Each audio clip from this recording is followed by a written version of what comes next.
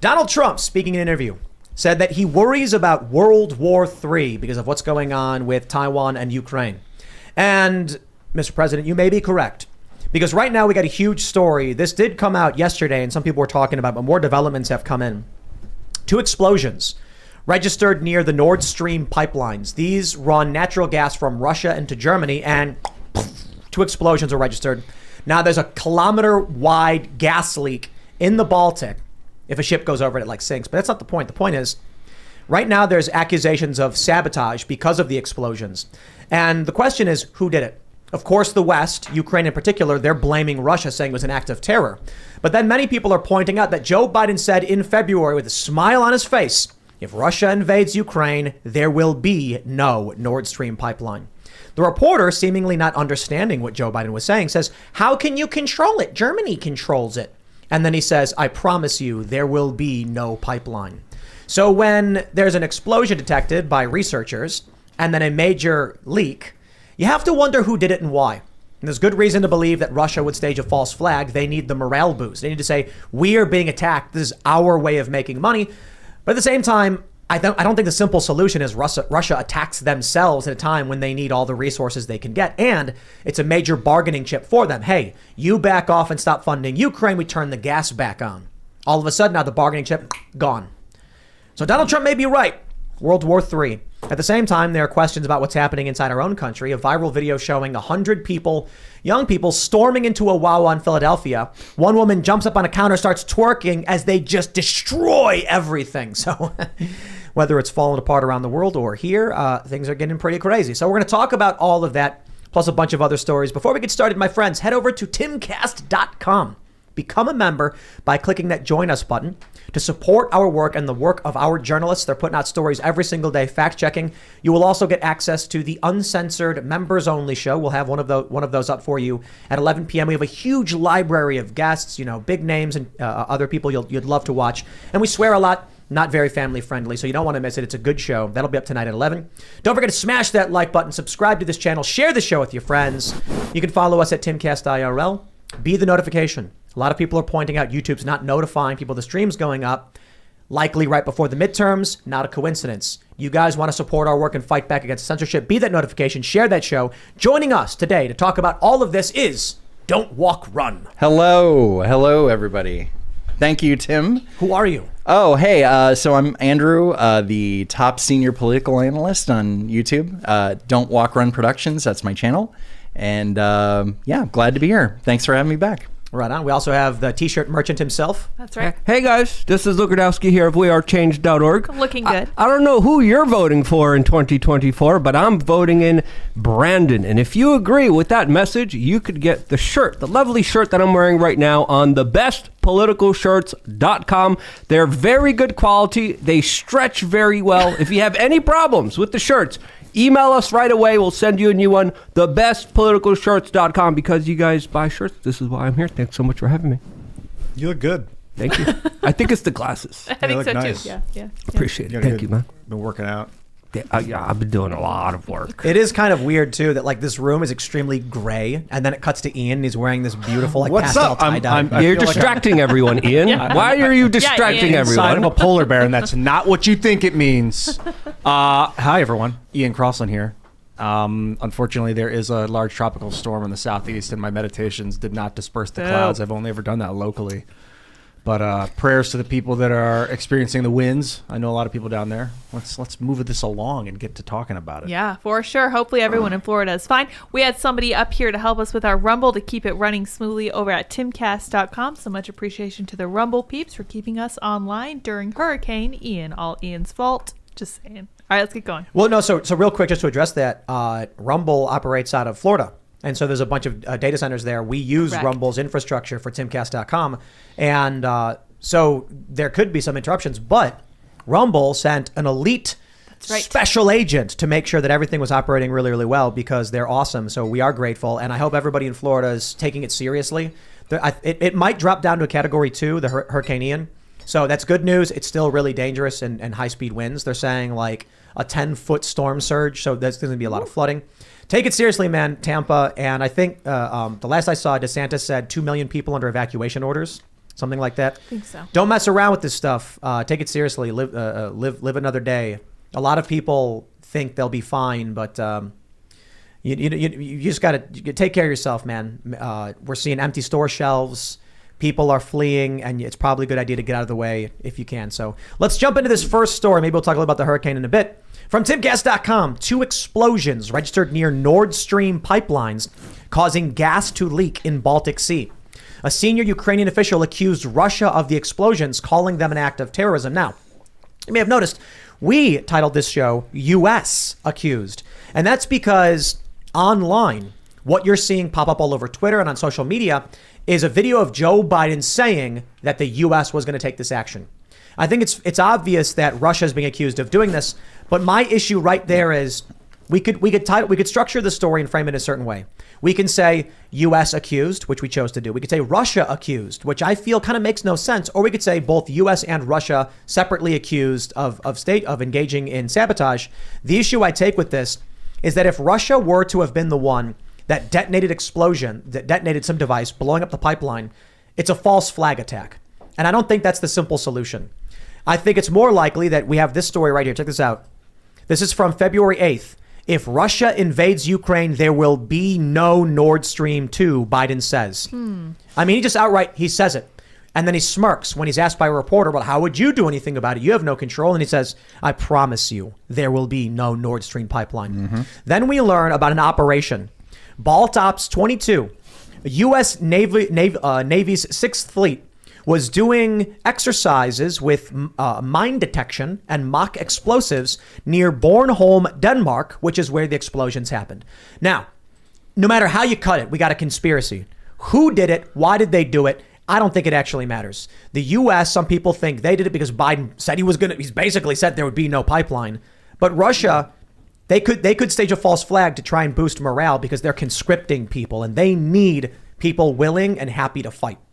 So which is it? I think you made a good point that it's one of the more valuable assets. To destroy that wouldn't make a lot of sense. Like Pearl Harbor, whether or not you think it was a false flag, some people think it was, in the case that they didn't know that they were going to get attacked in Pearl Harbor, but they let it happen anyway. They didn't know exactly where or when. But they had 5 aircraft carriers out of port, or a bunch of 4 of their 5 aircraft carriers. Something. If the aircraft carriers had been at Pearl Harbor and they had been sunk, Japan would have invaded San Francisco next. So the U.S. was ready for Pearl Harbor, whether or not it seemed like it. So Hawaii is decently far away, but I don't know about invading San Francisco. Well, if we didn't have the aircraft carriers to defend, the Japanese would have controlled the Pacific after that battle. Yeah. So Also, with any event, you got to ask yourself who really benefits here. But even beyond going the speculation here, I think a lot of the other comments made by other prominent politicians absolutely matter here. The Danish prime minister said that it's, quote, hard to imagine that this is accidental. The Polish prime minister said that this was an act of sabotage.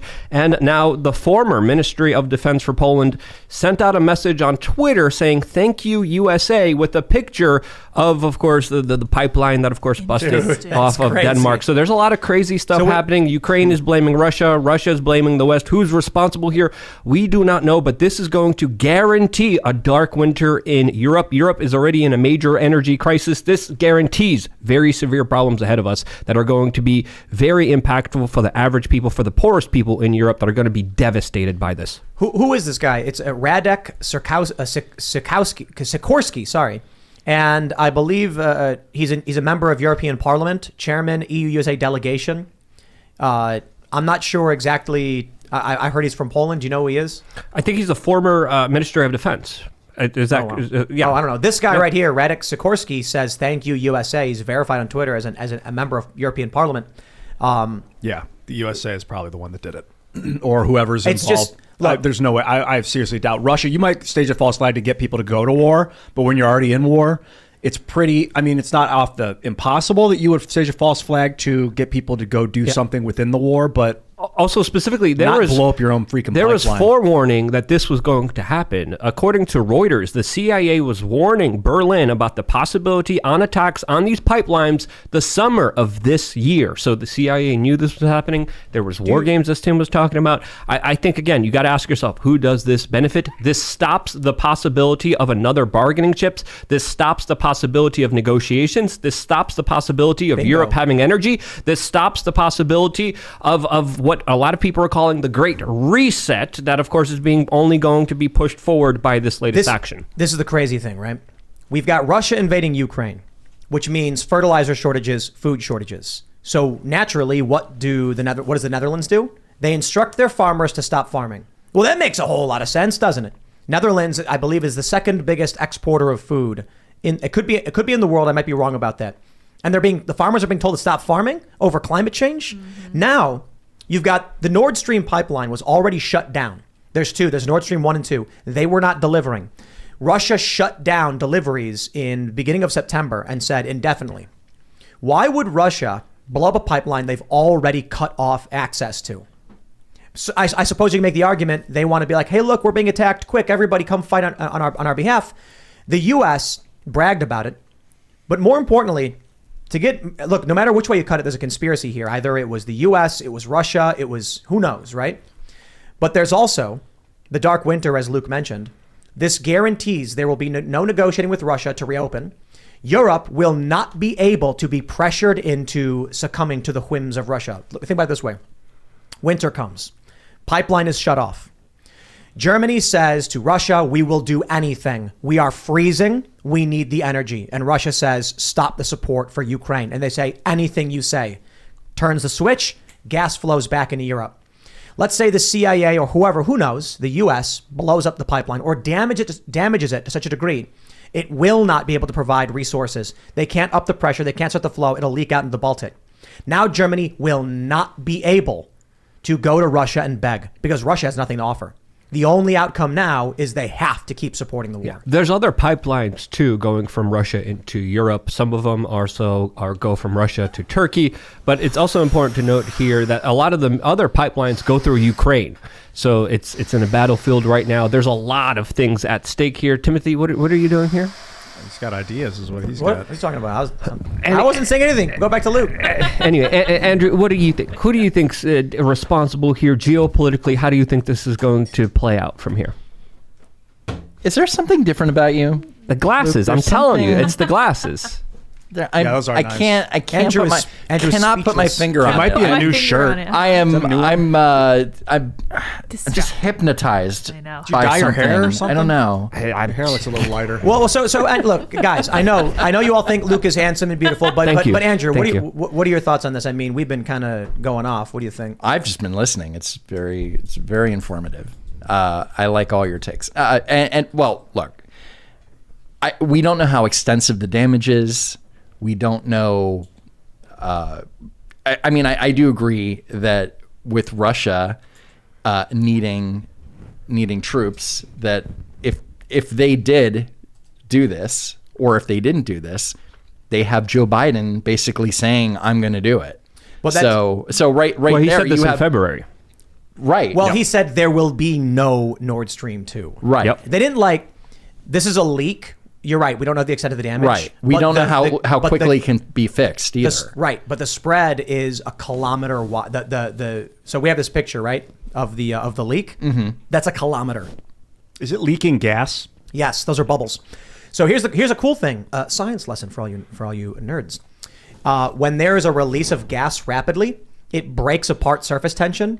Basically, there's no buoyancy because the water is being pushed apart. If a ship goes over it, it will just drop straight down like a hole. Is it like air, gas? You said they shut It's natural They gas. shut it off. Oh, so there was like residual methane. No, in they're the still pipe? in it, and the pressure drops. Like it's still pressurized, but pumping? now it's all leaking. Yeah, fixing that thing sounds like an utter nightmare. We're dealing with tremendous pressure down below. I actually did a poll on my YouTube channel asking people, who do you think is really responsible for this explosion on the Nord Stream pipeline? 71% of people out of 10,000 voters voted and said that the United States did it. 12% said Russia did it. 5% said it was a legit accident, and 12% said other foreign countries did it. So obviously a lot of people are thinking that it was not Russia who did this to themselves. Well, maybe it was climate change. That's it. That's okay. part of You this know climate what? change thing is The water temperature changed so fast that it caused a rapid expansion and contraction of the pipe, causing it to bend and burst. And if those damn Republicans would have voted for climate change funding, Boom. this would have never happened. Did you see that video of the woman in her car? And she's like, I just paid $94 for gas. $94. $94. I have to choose between food or gas. $94.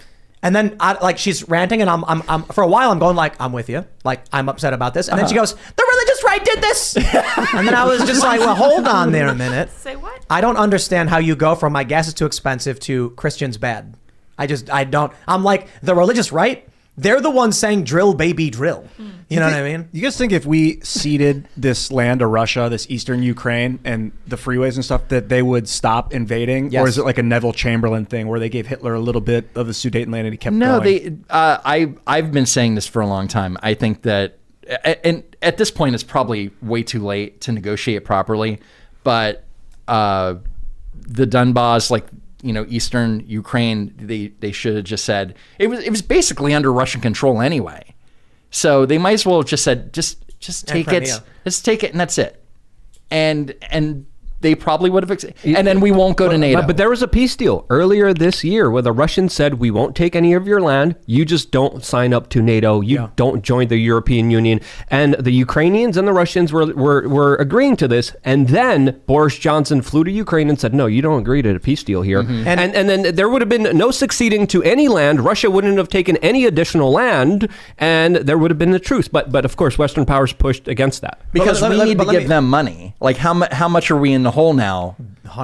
60 billion? It's or more. 80 billion? 68 billion, I It's think. stupid. Hold on, another 12. I gotta make a point. Ian, you said, is it gonna be like Hitler in the Sudetenland? You're saying, right? Yeah. Like if we cede this land to Russia, they'll keep expanding? Yeah, that's what they thought. Of the two factions, Russia and NATO, which one's been expanding in Europe? Exactly, NATO.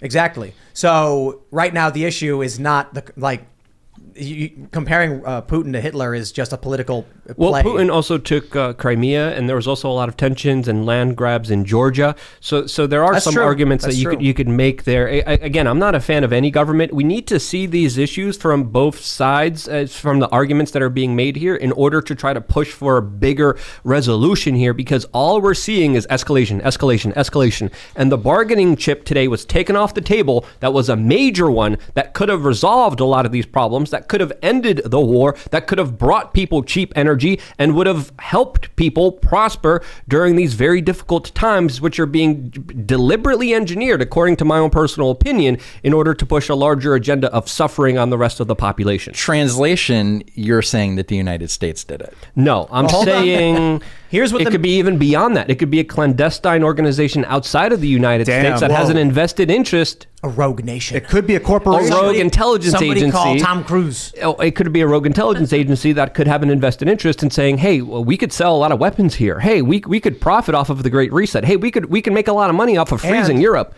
And easily make it look like it was the U.S. because Biden says stupid things on TV. Yeah, we're living in a world where multinational corporations have a lot more power than governments. And we have to understand this reality, especially when it comes to shaping world events, staging them, and of course, manipulating them in our current society. Let's pull up this next story because here's what's being reported in the press. Daily Mail says, did Putin's frogmen blow up Europe's gas supplies? Western leaders blame deliberate sabotage after Nordstream pipe from Russia ruptured off Sweden, causing 3,000-foot wide bubbles and sending prices spiking. 3 leaks were reported in Nord Stream 1 and 2 near the Danish islands last night. Pipelines are leaking gas from the Baltic, so we covered a lot of this. The question is, was it Moscow? They're claiming that it was his frogmen. But what they don't ever put in these stories is, why would Russia blow up their own means of selling gas into Europe? I don't understand. But also, it how makes no much sense. How much explosives would you need? Like how much do you Not think a these lot. frogmen Not a can lot. carry? Really? It's only a few inches of concrete, steel reinforced concrete, and then I think it's a 1.6 inch steel. So theoretically, a very small device could get the job done. Okay. Yep. So here's my question. Prices are spiking. You know, there's a group of people that have been advocating for the stoppage of fossil fuels for a long time. And these are Western organizations. So I just think it's very strange that Joe Biden's whole agenda is around, he says we're going to end fossil fuels. He shuts down U.S. pipelines. promise you. Then he we're says- gonna do it. Then he says we're going to get rid of, there's going to be no Nord Stream pipeline. And I'm kind of like, could there be an element of the Great Reset? Because this is the point I'm trying to make. Why would the Netherlands tell their farmers to stop making food when the World Health Organization is estimating hundreds of millions will starve to death because of the war in Ukraine and because of COVID? Now is the time to tell the farmers in the Netherlands, you need to make more food. Now's the time to be doing everything possible to avoid nuclear war and to get energy into Europe when the prices are spiking. I mean, Germany is seeing inflation at like 45%. The sterling and the euro have dropped to dollar parity. But when you see those things happen, I can't help but say they're stopping the use of fossil fuels. They're telling farmers stop farming. And now the economic crisis has brought parity to the dollar, the pound, and the euro. That's the great reset wet dream. That Klaus Schwab is probably, let's just say he's enjoying himself, to put it mildly. Energy is being limited. It's becoming artificially a scarcity because it will bring up economic upheaval that, of course, the central bankers are awaiting as an excuse to bring in their central banking digital currencies, which, of course, the many central banks, many Federal Reserves have announced today that they're, of course, pushing for, that they want, that, of course, is going to create also... Why isn't anyone taking me seriously? Why is everyone smiling when I'm talking? Someone chatted, it's hard to take Luke seriously when he looks like Mrs. Doubtfire. Why would they say that? I don't understand what's going on. Robin Williams. Anyway, Yeah. what's going on here, I think, is deliberate. I think it's going to mean a lot of trouble for a lot of individuals, a lot of suffering. Stop laughing, Andrew. Eyes up here. Oh my God. And how this is going to play out is really not going to be in anyone's benefit. I think you made a really good point that it could be corporations, dude. Multinational corporations, unaccountable corporations, and things out of the military-industrial complex that are private entities that could get away with things that government agencies can't. So I've been thinking if there is a global revolution, man, it's going to be against corporate like technocracy. Huh? What? Sledgehammer. Technocracies? We're playing charades. Sledgehammer. Technocracy? Yeah, international corporate technocracy is like my main fear. I'm not worried about the Russians. I'm not worried about the Chinese. I'm worried about governments colluding with multinational corporations. But I don't want technological slavery foisted on the people without them realizing it. Let's pull up this map here because this is what's going on here over in Europe. Russia's got a bunch of pipelines going into Europe, and they basically control the flow of natural gas. Gazprom has it all. It's not just Ukraine. They've got 2 pipelines going. It looks like they have multiple pipelines going into Turkey. They come up back into Europe. They've got Transgas. There's Yamal Europe. There's the Northern Lights. And then Nordstream is bringing it into Germany. Several of these pipelines are going into Germany. Nordstream, it looks like, also connects the BBL into the UK. What I don't understand is Russia... I guess destroying the pipeline stops the flow of energy, but Russia's trying to sell this stuff into Europe. So I don't know, man. What's the outcome here? Is it World War III? Russia's going to blame the U.S. hands down. How do you think this is going to play out, Andrew? Well, I cover a lot of domestic stuff on my channel, so I'm really not the foreign policy expert like Joe Biden is. He knows what he's doing. He's fine. He's good. Everything's gonna be fine because Joe Biden is back. America's back. So I saw these. I'm sorry. I'm just so distracted by your damn shirt, Luke. They're great shirts. They're great quality. They're amazing shirts. They're amazing. So I was watching. I was looking at some of the photos coming out of Florida. We got Hurricane Ian. Yes. Just ripping through, and already all the store shelves are completely barren. People went in and they bought everything up at the last minute. I look at that kind of stuff and I'm like, with what we're seeing now in Europe, I mean, this is. They're saying sabotage. People need to understand how serious this is. This is a direct act of war. Whoever did this, if it was some rogue group, okay, fine. If in fact it wasn't an accident or some kind of flaw. Accident, though? I think it was 3 separate explosions, is what I read earlier. But were they in 2 completely separate areas, or were they in separate the same from each area? other? 2 areas, but two all different. I'm talking about area, not in the amount of time. Like there was one in 10 minutes later. They were a few hours later, I believe it was. Okay. Yeah. All right. So what was were it? they in 2 the same in the morning and then 5 in the morning? But were they in the same vicinity? No. Okay. They're close to each other enough to where you're getting one big gas spread. But so we don't know. But it's in an area where the U.S. Navy was conducting weird operations. I'm just saying, outside of that, the reason I bring up the hurricane stuff and the supply loss of supplies is, I guess it all just comes back to, we can bring it back to the domestic policy stuff.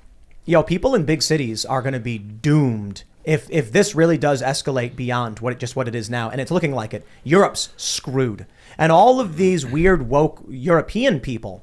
Now, I mean, we're seeing Italy and we're seeing the right start to win again, but there's a lot of woke craziness in Europe, just like in the United States. What do you think is going to happen to these people? There's no gas for winter. They're not going to have food. They're not preparing for this. These people live the utmost luxury, like Capital City and Hunger Games, and they have no idea what's in store for them. And I'll say the same for people in the U.S. When the hurricane comes, and it's coming, or when the hurricane started coming, even Miami was getting hit, even though it's not in a direct path. Like there's flooding. There's a video of a sewer lid popping off. And people are rushing to stores at the last minute like, oh no, I don't know what to buy. These people have done no research on what they need to do to survive. Their skills are not suited for these kinds of disasters. And it seems like no matter what, there's just more and more disaster happening around the planet. You got escalation of war. What happens when this results in major economic collapse here in the U.S.? Because seeing what happens to the pound and the euro, that's going to ripple across and hit us too. When these countries have no demand for U.S. dollars, because actually, maybe the opposite will happen. Maybe the destruction of the Nordstream pipeline makes them desperate for oil, and they have no choice but to buy U.S. dollars from us. But their currency is now worthless. We're basically going to own Europe. Yep, and if there ever was a way to create a cashless society, this would be it. And as we know, according to the World Economic Forum, they want to create a carbon social credit score. And I think a lot of this plays into it. And I think the financial calamity that we're seeing is deliberate. I think energy exploration, production has been deliberately brought down by a lot of these policies to make the weather better. But in reality, it's not making the weather better. It's actually causing more pollution in many instances, causing a lot of suffering. And again, you limit energy to the population, you limit prosperity of the population. So there's a correlation between both lack of energy, lack of prosperity for individuals to actually do things in life, to actually buy things in life, to travel places, to make and commence commerce. All of that, I think, is being directly targeted. And I think we're seeing the effects of that with the poorest people in the world becoming a lot poorer. I think that's only going to progress even further. I think the people in Europe are going to spend their savings on heating their homes, on trying to keep their businesses open if they can, because a lot of the times, many of these businesses will have to shut down because the operating costs, the taxes, the regulations, just simply having the heat on in your business will be too expensive for the average person to be even able to afford it. No, you'll go to jail. Exactly. Well, in Switzerland? Switzerland is even advertising saying, hey, if your neighbor is heating their home past 66 degrees, you better tell us, because you will face a major fine. You can even face jail time if you can't pay the fine for daring to heat your home. You know what we learned from COVID? They'll do it.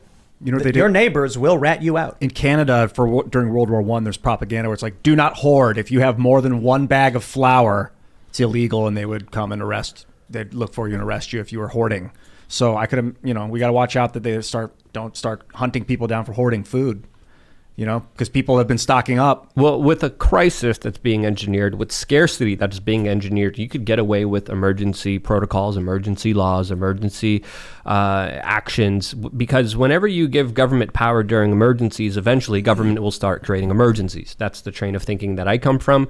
That's my own personal opinion. And I think we saw a lot what happened with COVID that is very alarming, that did show a lot of people that didn't see an alternative point of view, that didn't question things, that just accepted it because it was the only thing that they saw. Social media went along with that. They censored certain ideas. They censored certain scientists. They censored individuals who were speaking out. Some of them were even arrested. Some of them were even debanked in places like Canada for daring to speak out against the current status quo, against the system that, of course, was telling people that they couldn't even go outside of their homes. Australia, you couldn't even go down the street. You couldn't walk away from your house. You would end up in a COVID camp, which is absolutely crazy. Let's bring this back home with this story from the New York Post.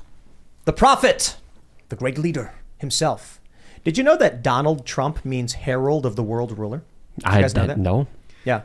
Yeah, Donald. What? It's Irish or something. Yeah. It's Scottish. Donald means world ruler or world wielder. Okay. And Trump means the trumpet sound.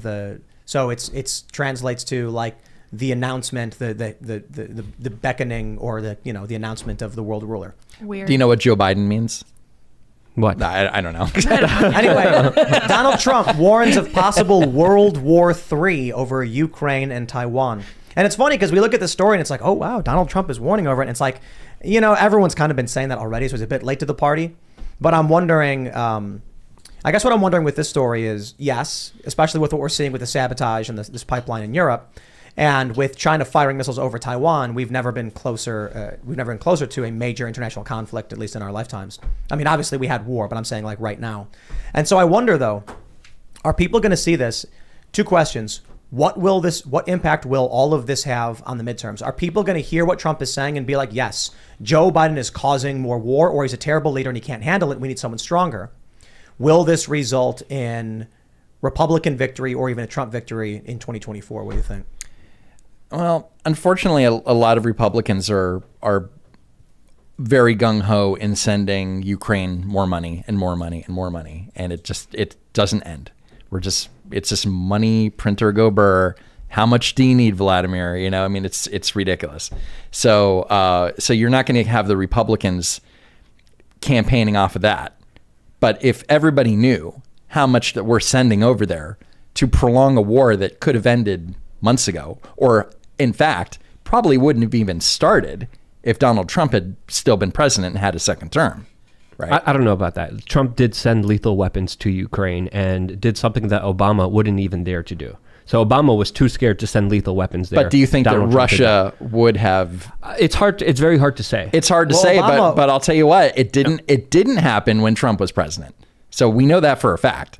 Well, there was other escalations, especially in the Donbass region and the Crimea region between Russia and the West and Ukraine. Not to this scale. Of course. Yeah. No. Now it's tragic. Now the life loss, the severity of the situation is very big. So Trump kind of had a very chaotic, bombastic foreign policy. It was kind of he even described himself as half nationalistic, half globalist.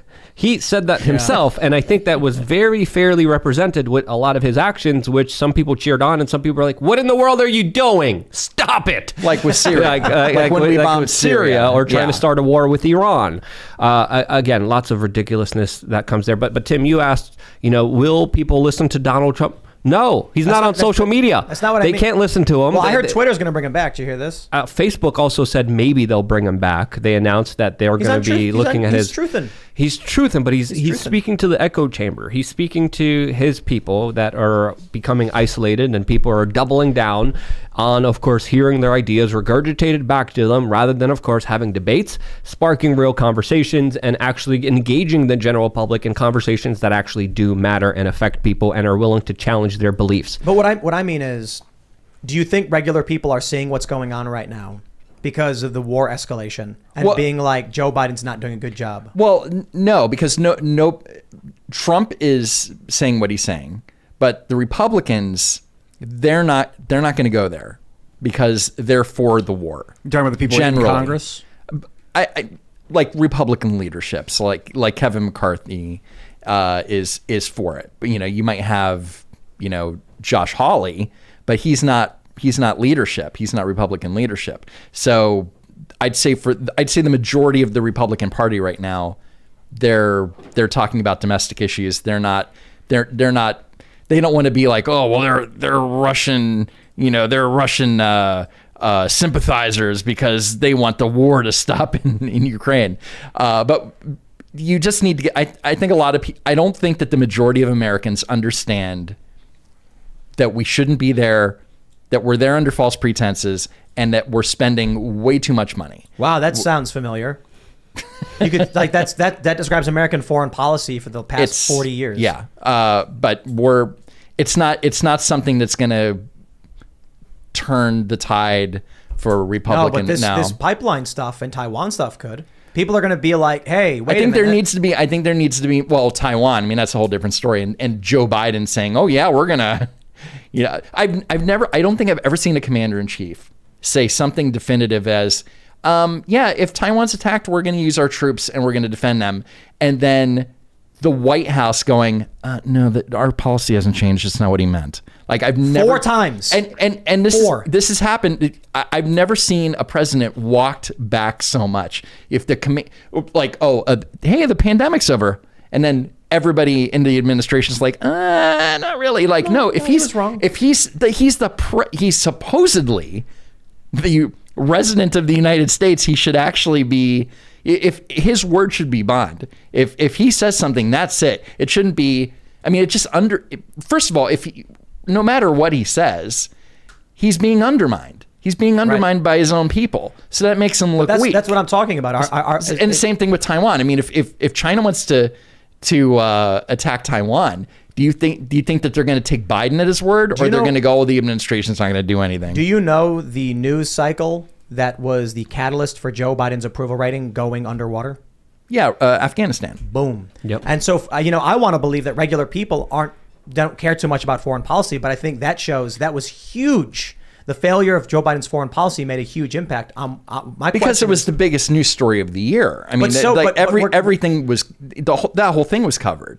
And I think if we didn't lose those 13 service members, his approval rating, he might have been able to go, you know what, we got out. Sure, we left a bunch of stuff behind, but we got out and nobody died. Oh. You know, a bunch of people died. He bombed an aid worker that he tried to blame as ISIS-K, and it wasn't even an ISIS-K member. It was a guy providing water to Afghanistan. Yeah. Oh, and the New York Times, they did an amazing wrap up of those events. A great article, great video, but the fact that we just droned a bunch of kids for no reason, it's an ISIS-K analyst or something. They're what was I forget what it was. It was like some kind of engineer or something, and then it wasn't. It was a guy with putting water in the back of his car, and nobody was held responsible. That's the thing that kills me. Yeah. Joe Biden goes, well, I'm going to take responsibility for if I make a mistake, and then with Afghanistan, are you going to take responsibility? Well, that was weeks ago. It was just 4 or 5 weeks ago. Come on, man. People fall from that. It didn't happen. The border's secure. It's very low right now. Nothing is his fault. Like with the gas prices, he's like, I released all this stuff from the strategic petroleum reserve.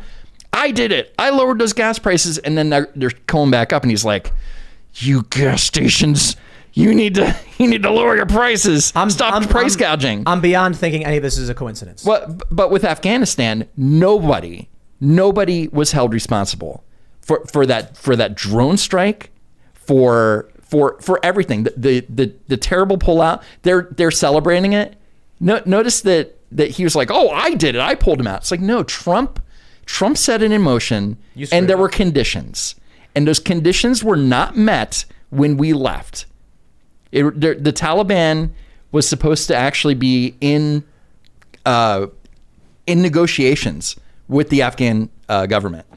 That was supposed to be happening, and it didn't. And Biden pulled out anyway because he wanted a photo op on 9/11. No, I think it was intentional. I think that partly, but I think it was basically sabotage.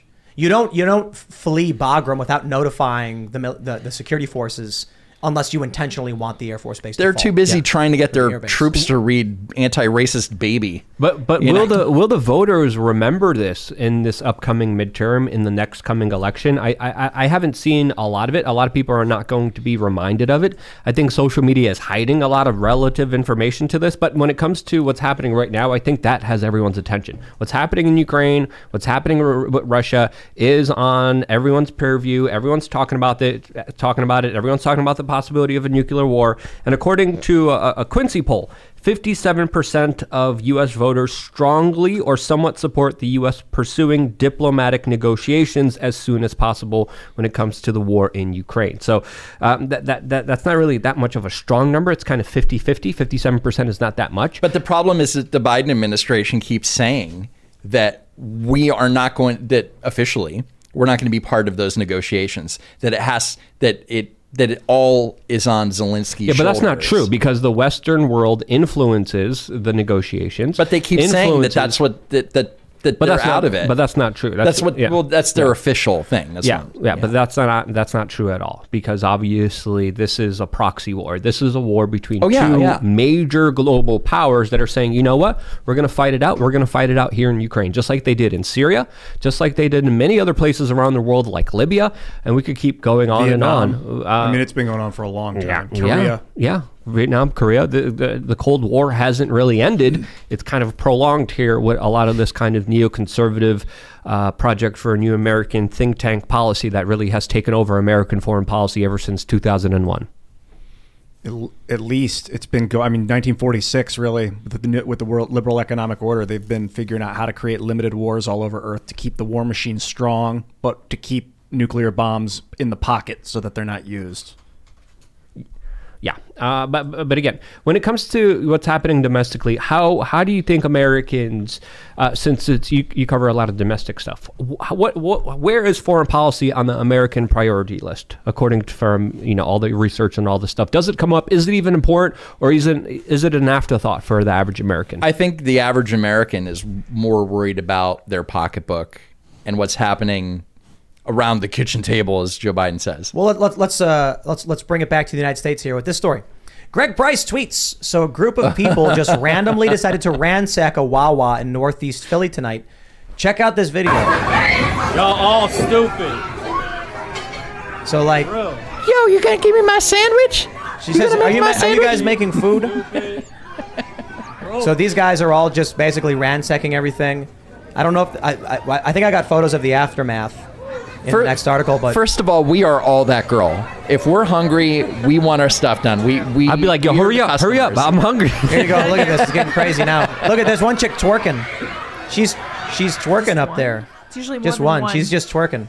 Seeing that you're not getting your sandwich, all right? That. The only option you got if you're really hangry, maybe they were hangry, maybe they were So just take a look at disruptive this. with the service. Here's the video of the aftermath. The whole place is just ransacked, and not only did they ransack it, but outside they're fighting each other. Yeah, and They then were just throwing stuff. jumping on cars and destroying people's cars that were parked in the parking lot. This is why we left Philly. America is safe, guys. American cities are safe. It's not called Philly; it's called Philadelphia. All right, now you guys, I don't know if you got the left out. You guys ready for the hammer drop? Uh-huh. Okay. Here we go. You want to read that one, Luke? Philadelphia mayor signs executive order banning guns from city parks. That'll do it. What While are there's you? rampant murders happening in Philadelphia, because criminals who are committing murder don't care about gun laws, and people are just rampaging through these stores, the mayor's like, I got an idea. The people who are obeying the law should be restricted from defending themselves. Or stopping other criminals from, of course, hurting them with the firearms that they always illegally carry, since, of course, criminals don't follow laws. So anyway. He's trying to make people feel better in city parks. Okay? Come on. It's Stop amazing. it. It's like this It is works. a policy where no, but it's like, think about what this policy actually means. Criminals are murdering people. They're breaking the law. They don't care about your laws. So the mayor goes, and now law-abiding citizens will have no right to defend themselves. It's like he saw the news and then said, I need to help these criminals. And that's the policy you get. Yeah, absolutely. They vote How else for can it. you excuse it other than innocent, law-abiding citizens will now be punished and You restricted? don't understand. The city parks are safe now. Yeah, but not your The rest of the Wawa. city, maybe not. Now, Look at this. Wait. look, Let me play the sandwich thing. I think this is what Yeah. she asked for the sandwich. Y'all making food? Lady, we're under attack. What would you have me do? We're being raided. Every possession is being taken away from us in this very moment. And she's like, are y'all going to record or going to make me some food? You know, it's a shame that they don't have Publix in Philadelphia because they make the best sandwiches, the best Really? food. Oh yeah, That's a Florida thing, right? It takes. Didn't they have like horrible vax mandates and fire people and discriminate against them? What- was no, that that was Publix? Florida. Oh no! Wasn't that Publix? No, Publix. They did the opposite? Or was there another one? No. Publix. There was a big hullabaloo with Publix because the press was saying, oh well, the owner of Publix or some executive there contributed to DeSantis's campaign, and then when the vaccine was available, they said, oh, why don't we distribute the vaccine at Publix? And they're like, oh no, they're getting like a sweetheart deal. It's like, no, because there's like a Publix everywhere. Yeah. And so it's easy. If you want the vaccine, just find a Publix. Like they're everywhere. So It's a supermarket chain. right. But the best sandwich. No. It'll take an Look, hour look. to make a sandwich at Publix. I'm but pretty whatever. sure that if this was in Florida, people would be getting shot. Only in like what, Miami, right? In Miami? Florida's like really good on gun rights. And They're okay. They have Okay, a couple well, red first of all, flag okay, well, laws, that's true. and, All right, and you need a permit to conceal carry. All right, let's just be clear. I don't see any guns you can in the open Wawa. you Not have, in Florida. You can open carry in Florida. If you're going hunting, yes. No, I'm Yeah. pretty sure you just need No. an ID to buy a gun. I don't know. You could buy a gun, yeah, but open carry is concealed carry is allowed, but not open carry. Oh, no. so you can conceal carry if you get the permit. No. Yeah, What? you could conceal Are you carry if sure? you got the permit. Yeah, Florida's Yes. not the best when it comes to guns rights. sure? Yeah, trust me. I had to go through a long application and like a whole I think they're test. trying to Well, change it though, right? West Like the Virginia- conceal that you don't DeSantis need to have. tried to push constitutional carry, but it didn't go through in the local houses. West Virginia. We don't get hurricanes, and you can carry guns with just an ID. But is there state income tax? Yes. Oh yeah. So Yeah. I'll. But the I'll governor. take Florida. but I the like governor- Florida. Yeah, You're a me too. I fellow really Florida like man, Florida. just like myself. We love The Florida. governor is trying to get rid of it. And it's the legislature that's blocking him. He's trying to eliminate the state income tax. West Virginia, you know what to do. Yeah, eliminate it. And then for those Western Maryland counties, they're trying to secede to join West Virginia. So Wow. there you go. Yeah, I mean, Philadelphia is somewhere that I definitely don't think anyone will want to move to. I don't know if you guys seen some of the videos that people have been posting, just walking around Philadelphia, showing the havoc, showing the drug abuse, showing the open air drug dens that are in that city. Axios is even reporting that gun robberies have gone up 60% since last year. Robberies up 50%. So it's just absolutely bonkers to see these latest crime stats, and the mayor's is focusing on discriminating against individuals for trying to be able to defend themselves in the parks, which is absolutely freaking crazy. It's nuts. But I wonder if this crime is a big deal. And we just had this story where Karine Jean-Pierre, who's just like really bad at her job, Awful. was asked about crime. And then they were like, does Biden think cities are safe? And she goes, it's not a yes or no answer. I mean, Biden, it's like, just, are you kidding? Man, learn to spin. The answer is, yes, Biden thinks the cities are safe because he's been putting in a lot of work to reduce crime. And while we have seen a spike, they are starting to come down. Now, just spin it. But she's just terrible at her job. But anyway, more Well, to the point. she did two things. To expand on it, she did say, oh, it's a yes or no question, or it's not a yes or no question.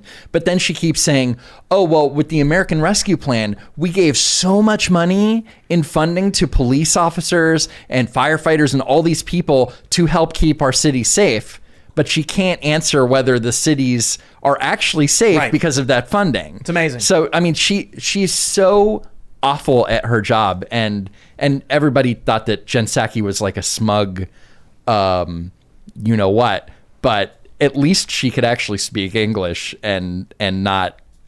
But you know what the funniest she's thing? awful. The funniest thing about Jen Psaki is that the way they have the camera on her, you'd assume she was like 5'8", and she's like 5'1". Tiny.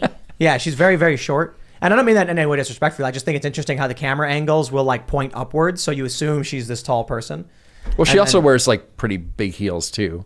When you see 15-inch platforms. when you see them stilts. walking into it's like when she used to go like, hi everybody, and then she walks in and says, you know, she's going to circle back, you know, you actually, you know what's funny about that, just as a side note, I did a video pointing out that she would say, I'm going to circle back, like, you know, a whole bunch of times, then she stopped saying it. No. I think because of you. I think because people are like, yeah, you're really getting hit hard on this circle back thing. You got to stop using that phrase. I think what happened was that she's a big fan of yours, and then she watched your video and she was hurt and she like cried a little bit because she's like, my favorite show and he's making fun of me. Oh sure. Oh sure. I'm sure that I would have to say that I think that AOC and her staff knew who I was because I was a very early adopter on YouTube. Like nobody was doing videos on AOC before I did. And I went like on an off day to Washington and I went to her office and the office was locked. Like everybody's closed. And I just, you know, took some pictures in front of the little plaque and I saw her old chief of staff, Shaikat Chakrabarty. He was walking down the hallway and he kind of shot me a look like, so they knew who I was. They're like sitting on YouTube and they're just like grumbling. They're like, oh man, she like grifter. Well, definitely not a grifter. Come on, That's you what know, they're gonna I actually believe what I have to say, other than, you know, Hunter Evelyn. Sorry. You okay there? Yeah, I'm fine. Thank you. There? Yeah. So, but yeah, I think a lot of people. Do you think a lot of people in Washington watch your show? Yes. That's it. Expand. Yes. You don't No, expand? that's it. Yes. No. Oh, They okay. do. Okay. Well, we get requests a lot. We get tons of PR companies hitting us up about politicians, and I just kind of like, yeah, politicians, man. Like when you know, you guys have Marjorie Taylor Greene on, like she's great. She is. She's great. She's smart and she's. I hate how the media tries to paint her as like this dumb broad. She's smart and she's genuine, and I really like her. And I just want to give a shout out to you, Congresswoman. And Marjorie, people like Marjorie Taylor Greene and Carrie Lake, by all means, disagree with their politics. They'll come in here for 3 hours and talk about whatever you ask them.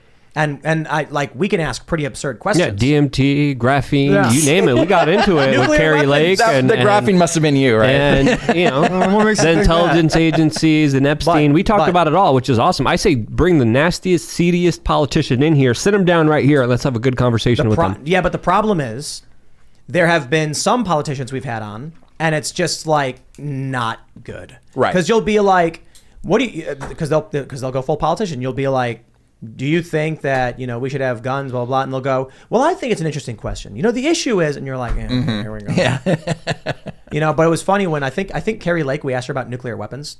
And I was like, should you think people should have a right to have, I think it was Carrie Lake, I'm not sure. Because I'm like, do you think 2A protects your right to have nuclear weapons? Her. And like, they have no problem being like, no. And then I'm like, okay, well, I think it does. And it's just like, you have a real conversation. And I'm not saying people should have nuclear weapons.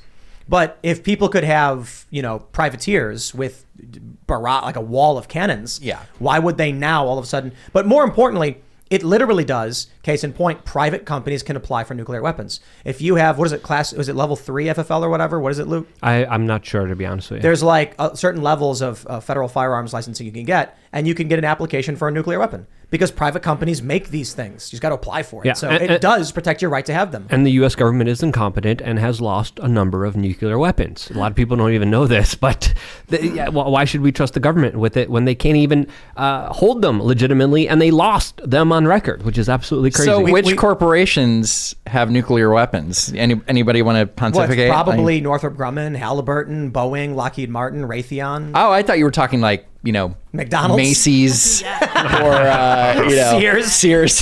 you better raise our stock, otherwise we'll unleash. And now that Sears is, it's like almost gone. All their nuclear weapons are on the black market. Yeah. No, they're just like rotting in silos. But speaking of gun control and what's going on with crime, I need to bring you now to this story from The Independent. The pigs! Now we can say our upcoming film, The Pigs Cometh, is based on a true story. Feral pigs torment residents of New Zealand capital. Wellington City Council says feral pig population in suburbs has been expanding. So that's just the gist of the story. The people who live in Wellington, New Zealand are apparently, what's going on, Ian? They're being attacked by pigs? Yeah, somebody lost like 40 goats or something to pigs in the last month or so. Oh, the pigs. This said is it's- happening in Rome, it's Italy, because- too. Quote, it's a murder scene, according to this one witness. Wow. So So we're planning a movie called The Pigs Cometh. And the idea was it's like New York City, and there's like they like it starts with them being like, I, the mayor, hereby proclaim all guns are banned, and then everyone's like, yay! And then it shows the cops like just like grabbing guns, and all the gangs are turning their guns in, and then everyone's like, we've done it, the guns are gone, and then all of a sudden they see like a pig, like in the distance, just like eating garbage, and they're like, what's that? And they're like, it's just a pig, don't worry. And then the pig turns real quick and then starts running full speed at the crowd, and they're like, ah! And then the whole movie is like this horror film where they're like, what do we do? How do we stop the pigs? I have no idea. And the pigs are just rampaging. And that was the idea for the film we had. And then before the show, Ian told me it's actually happening. So now we can say based on a true story. and Wait, did the New York City residents get rid of knives and axes, and you might Certain size be a knives. little. Oh, no. Are you kidding? They don't exist in this world. Are you joking? You think you're going to fight 50 feral hogs with a knife? Good luck, bro. Dude, apparently they range up to 260 pounds. I mean, they might be even That'll bigger mess than you that. up. All right, man. dude. Yeah. All right. Let's see how you handle It's it. like a full heavyweight on all And fours. that's a great plot with point. tusks. The 250-pound boar is just like, and the guy goes, I've got a steak knife. And then he gets mauled by the pig. But you've seen First Blood, right? What's that? What's Rambo? Yeah, the first Rambo movie. No, he's in the woods. He's hungry, and he takes his That's trusty Rambo, knife and anybody can climb up a tree and not sure. tie a knife to a stick and then jump down perfectly right. and kill a boar and then strip it and eat it. Technically, Anybody that's can do true. that. I think anybody can. Technically, it just depends on if they actually. Yeah, pigs could be like 300 plus pounds. New Some of them are like 400, New Yorkers 500 are pounds. very resourceful. 400 pounds? Look at this. Look at this story from The Guardian. It's a murder scene. Feral pigs torment residents in New Zealand capital. Don't they like heavily regulate guns in New Zealand? I'm sure. Yeah. Marauding feral pigs have blighted a central suburb in New Zealand's capital. The suburb killing of goats. Brooklyn. It says Brooklyn, not New Zealand. You're reading that. Oh, Brooklyn. Okay, I don't know. What? I'm trying to make a joke. Oh. It says the suburb of Brooklyn in New Zealand. Oh yeah, this is Out of Brooklyn, Wellington, a I guess. suburb of Wellington. Yeah. Yeah. Oh, is that what it said? Not New York. in Yeah, Brooklyn, it says a small it's a farm. suburb of Brooklyn. I was just making a joke. Oh, did I read it I'm wrong? not. No, Oh. I'm making a joke. You're fine. I'm sorry. Oh, okay. All right. Anyway, the Good pigs night, coming. everybody. Look at this. Look at this. A boar killed in a goat Holy farm. crap! Yeah. You want to fight there with a knife? If a kid can kill a boar, No, the Then kid's you're- for scale. Yeah, the kid's just happy it's the dead. kid's the penny next exactly, to the. yes. Okay, all right. So, but in all seriousness, as they're banning guns across the board, the gag that I'm like the joke I'm making is, it's not really a joke. It's like, you ban weapons, then what do you do when wild animals show up? Because this is the thing, like, these people in big cities are like, guns should be banned. Nobody needs more than, if you're a hunter and you need more than 10 rounds, you're a bad hunter. And it's like, oh, okay, so when like 4 wild boars rampage through your property and they all weigh 200 pounds, tell me that 10 rounds is enough. I feel like this was a Simpsons episode where Oh, the snakes. everybody collected all the guns and then something happened where they needed guns. The Family Guy did it. Maybe it was like a Halloween episode or something. But Family Guy. Maybe the chat can knows what you're I'm thinking of talking Family about. Guy. It might be Family Guy, but Peter melts down all the plumbing to make guns, and then the townsfolk are like, 'cause it's a post-apocalyptic, and they're like, Okay. "You got rid of our plumbing for guns," and he goes, "That's right." And then they throw him and the Griffins out of the city, and then radioactive Stewie babies with and they go to the tentacles. Twinkie factory. Yeah, so that was okay. that was the Twinkie factory, and then the Stewies with tentacles go and attack everybody, and the guy's like, "Quick, grab the guns!" and they're on fire. He goes, I can't!" And then Stewie kills them all. There was another episode where the guns were turned into a statue celebrating nonviolence, and then an invading army came in and then took over everyone, and they couldn't. I forgot which. Was that Simpsons? I think that could have been The Simpsons. People in the chat room will let us know. I'm looking at the Thank you, chat room chat. right now. Dude, some people are saying to look up Hogzilla. If you want to Someone see- already probably even Relevant. made that movie. So I was just looking this up, and there is a hypothetical 1,000-pound hog that they killed somewhere in the U.S. And I don't think that was, or I think it might have been in Russia, and I don't think it was ever proven. But there's like a picture they thought might have been forced perspective. I don't know. This is North that it? Carolina Oh my one. God. Yeah. North 2014. Carolina, Look at the Alabama, size of and this then there's thing. one like in Turkey. That's was a you take- dinosaur. That's not a. I think want to that's like see you with your 600 butter pounds. knife, Andrew. Handle that. Let's see what you could do there. That's a vicious, murderous mammal. Like that will kill a human. Yeah, kind who of needs thing. It's like a guns? bear, but Hey, faster. human, it'll But kill. I yet don't know if it's faster. Are dead. they So what faster? happened? No, bears can go like 35 miles an hour. Bears are pretty nuts. But it Bears will mess says you up. Alabama boy bags wild hog Yeah, bigger than hot. Probably with 450 Bushmaster. So you can give a kid proper training and a powerful enough rifle, he can take down that monster. You take away the guns, good luck anyone. That's the thing about guns. It's a great equalizer, right? Whether you're a 5 foot tall woman or a 6'7" pure lean muscle man, if you're going to get into a conflict, that gun normalizes the fight between them. Well, then you have all the To a certain LARPers and everything that have swords and stuff. Swords still exist in your world, right? That's a good idea. So, like, while the pigs are rampaging around, some cosplayers jump out and they strike a pose with their swords, but their swords are fake. Because it's like we have some fake swords and we have some real swords. Or those Minecraft sponge swords you see at the foam swords.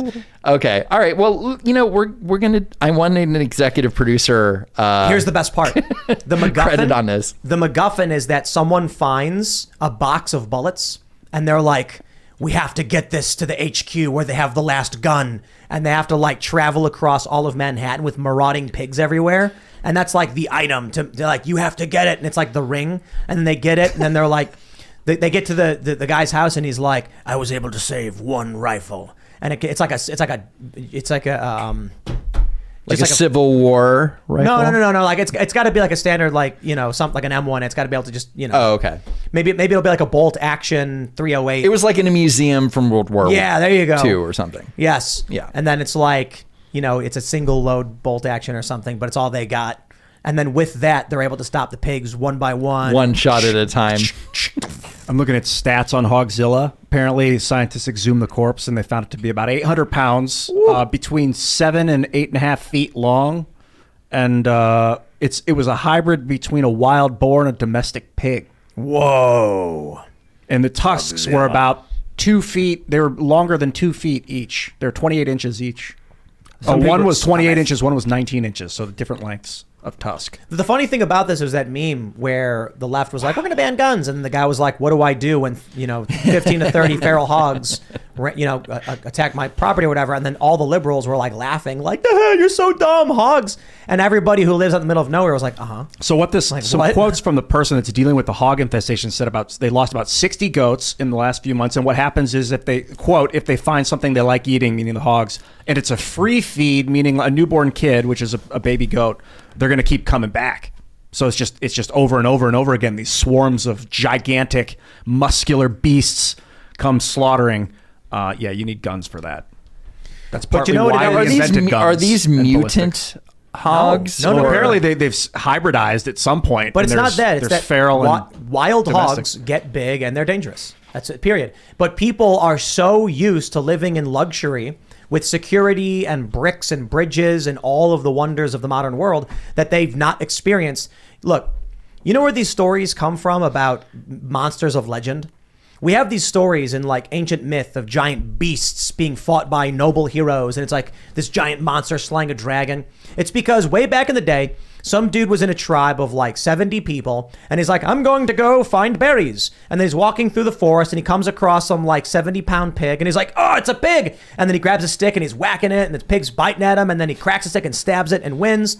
Then he comes back and goes, I defeated a great monster. And he tells this story and then everyone's imagining and they write it down and the story passes down and then eventually it's a gigantic 10-foot tall, pig beast. You know what I mean? But we also have These evidence stories- that they're 8 feet long if they stand up. And I mean, if they're 800 pounds, the giant spiders. I mean, that stuff probably used to exist until humanity extinctified it all. But it's like somebody's walking down the road, traveling to the city to trade some beans or something, and then he fought a bear. And it was like a medium-sized bear, and he barely survived, and he comes back and he's bleeding, and he's like, I killed a giant beast. Must have been 7 feet tall. And then the story is told.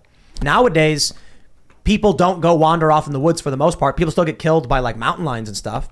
But the average person living in a city has no idea how dangerous it is to be out in the middle of nowhere. I'll tell you this, man. We're by the Appalachian Trail. Go out during a new moon and stand on that trail, and you will be freaked out. What, like coyotes? The weird noises, the rustling, the creatures that can see you and you can't see them. It's pitch black. Yeah, that's one of the most crazy things. Oh, yeah. Is that they can see you. You're in the woods. So we went out last year during a new moon. We're on our bikes, and it's pitch black on the forest trail. And so we stopped and turned the lights off, and you hear like things circling you. You hear like the rustling running around you, and you're like, something's going on. They're probably scared of you. Who knows? But you hear weird noises, weird like hooting, and I'm like, I got no idea. Everything is pitch black. You turn the bikes on, turn the lights on, and we just sped off. It was fun, but it was freaky. Now imagine most people living in a situation like that would probably be in favor of guns, which is probably why we have 2A, because back then it was dangerous. Pig could rampage through the town. Someone had to shoot it, and their guns weren't even that good. These days, everybody lives in a city. They're in their concrete cubicle. It smells like sour milk, and they never see these pigs. But the problem is... So what's the name of this movie? The Pigs Cometh. Okay, so let me get it straight. The first movie is set in a city, and then The Pigs Cometh Again, that's the one that's set in the woods. There's no what we can do a sequel. You're doing a yes. sequel. Sure. You're setting up the sequel. The animals. The pigs come from beneath where they come out of tunnels. Yeah, they have to go find the source of the pigs. Deep But underground. Now all of the urban, Yes. all the urban liberals are like armed and muscular from fighting the pigs, and now they know, and they're like, the only way we bring back peace is to destroy the hogs from the source. The source is China, but we got to dig underground to get there. The source is Hogzilla. It's like a 2,000-pound sow. 2,000-pound hog sow. queen. Oh, it's like pumping out the end of 50 Aliens. babies. Yeah. Okay. All right. Giant hog. Yeah. Let's talk. Let's talk I can talk about about hogs all night. Hey, let's talk about the modern world. I want to pull up this story because we'll talk about what's going on. This is from New York Post. Act your wage is the new quiet quitting. Visibility doesn't pay the bills, say Gen Z workers. Yo, The future is yours for the taking. Gen Z, not all of them, but there are such lazy, vapid, spineless, and pathetic individuals. This is what your wealth hath wrought.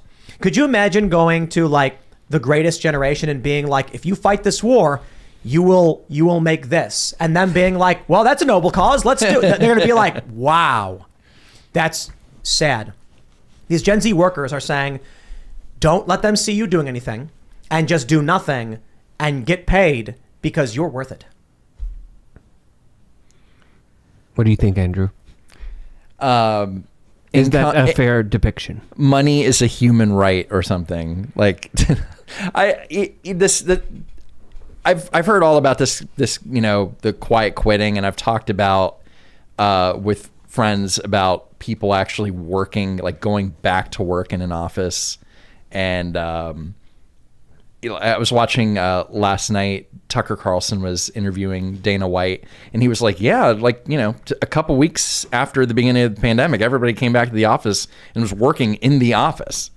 And there's a lot to say about working in an office, because it's easier to micromanage your team. It's easier to say, get your work done, as opposed to, just keep moving your mouse like every 15 minutes while you're showering and cooking and playing with your cat.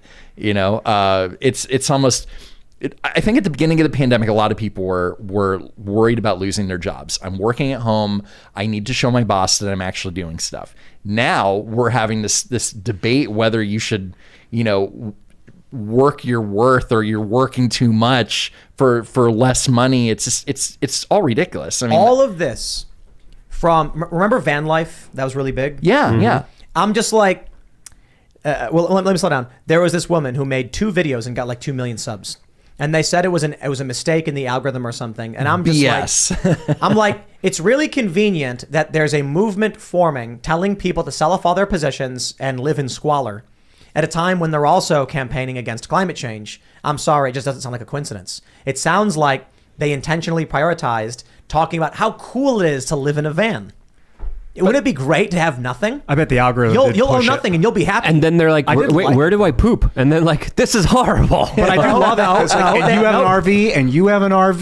Do you have an RV? I built a van, and it's got a full functioning Blackwater system with a toilet and a shower and everything. Yeah, like, a human being. Like, you guys. My point is, you guys have a decent amount of income that you can do that. Not everybody can take a Sprinter van. That's not the point. The point I'm trying to make is, I'm sorry, YouTube was promoting people giving up their possessions to live in a van. Something about it is charming, though. I've always kind of had the desire to like hop in a motorhome and tour the planet, in my retirement, my old age, or whenever.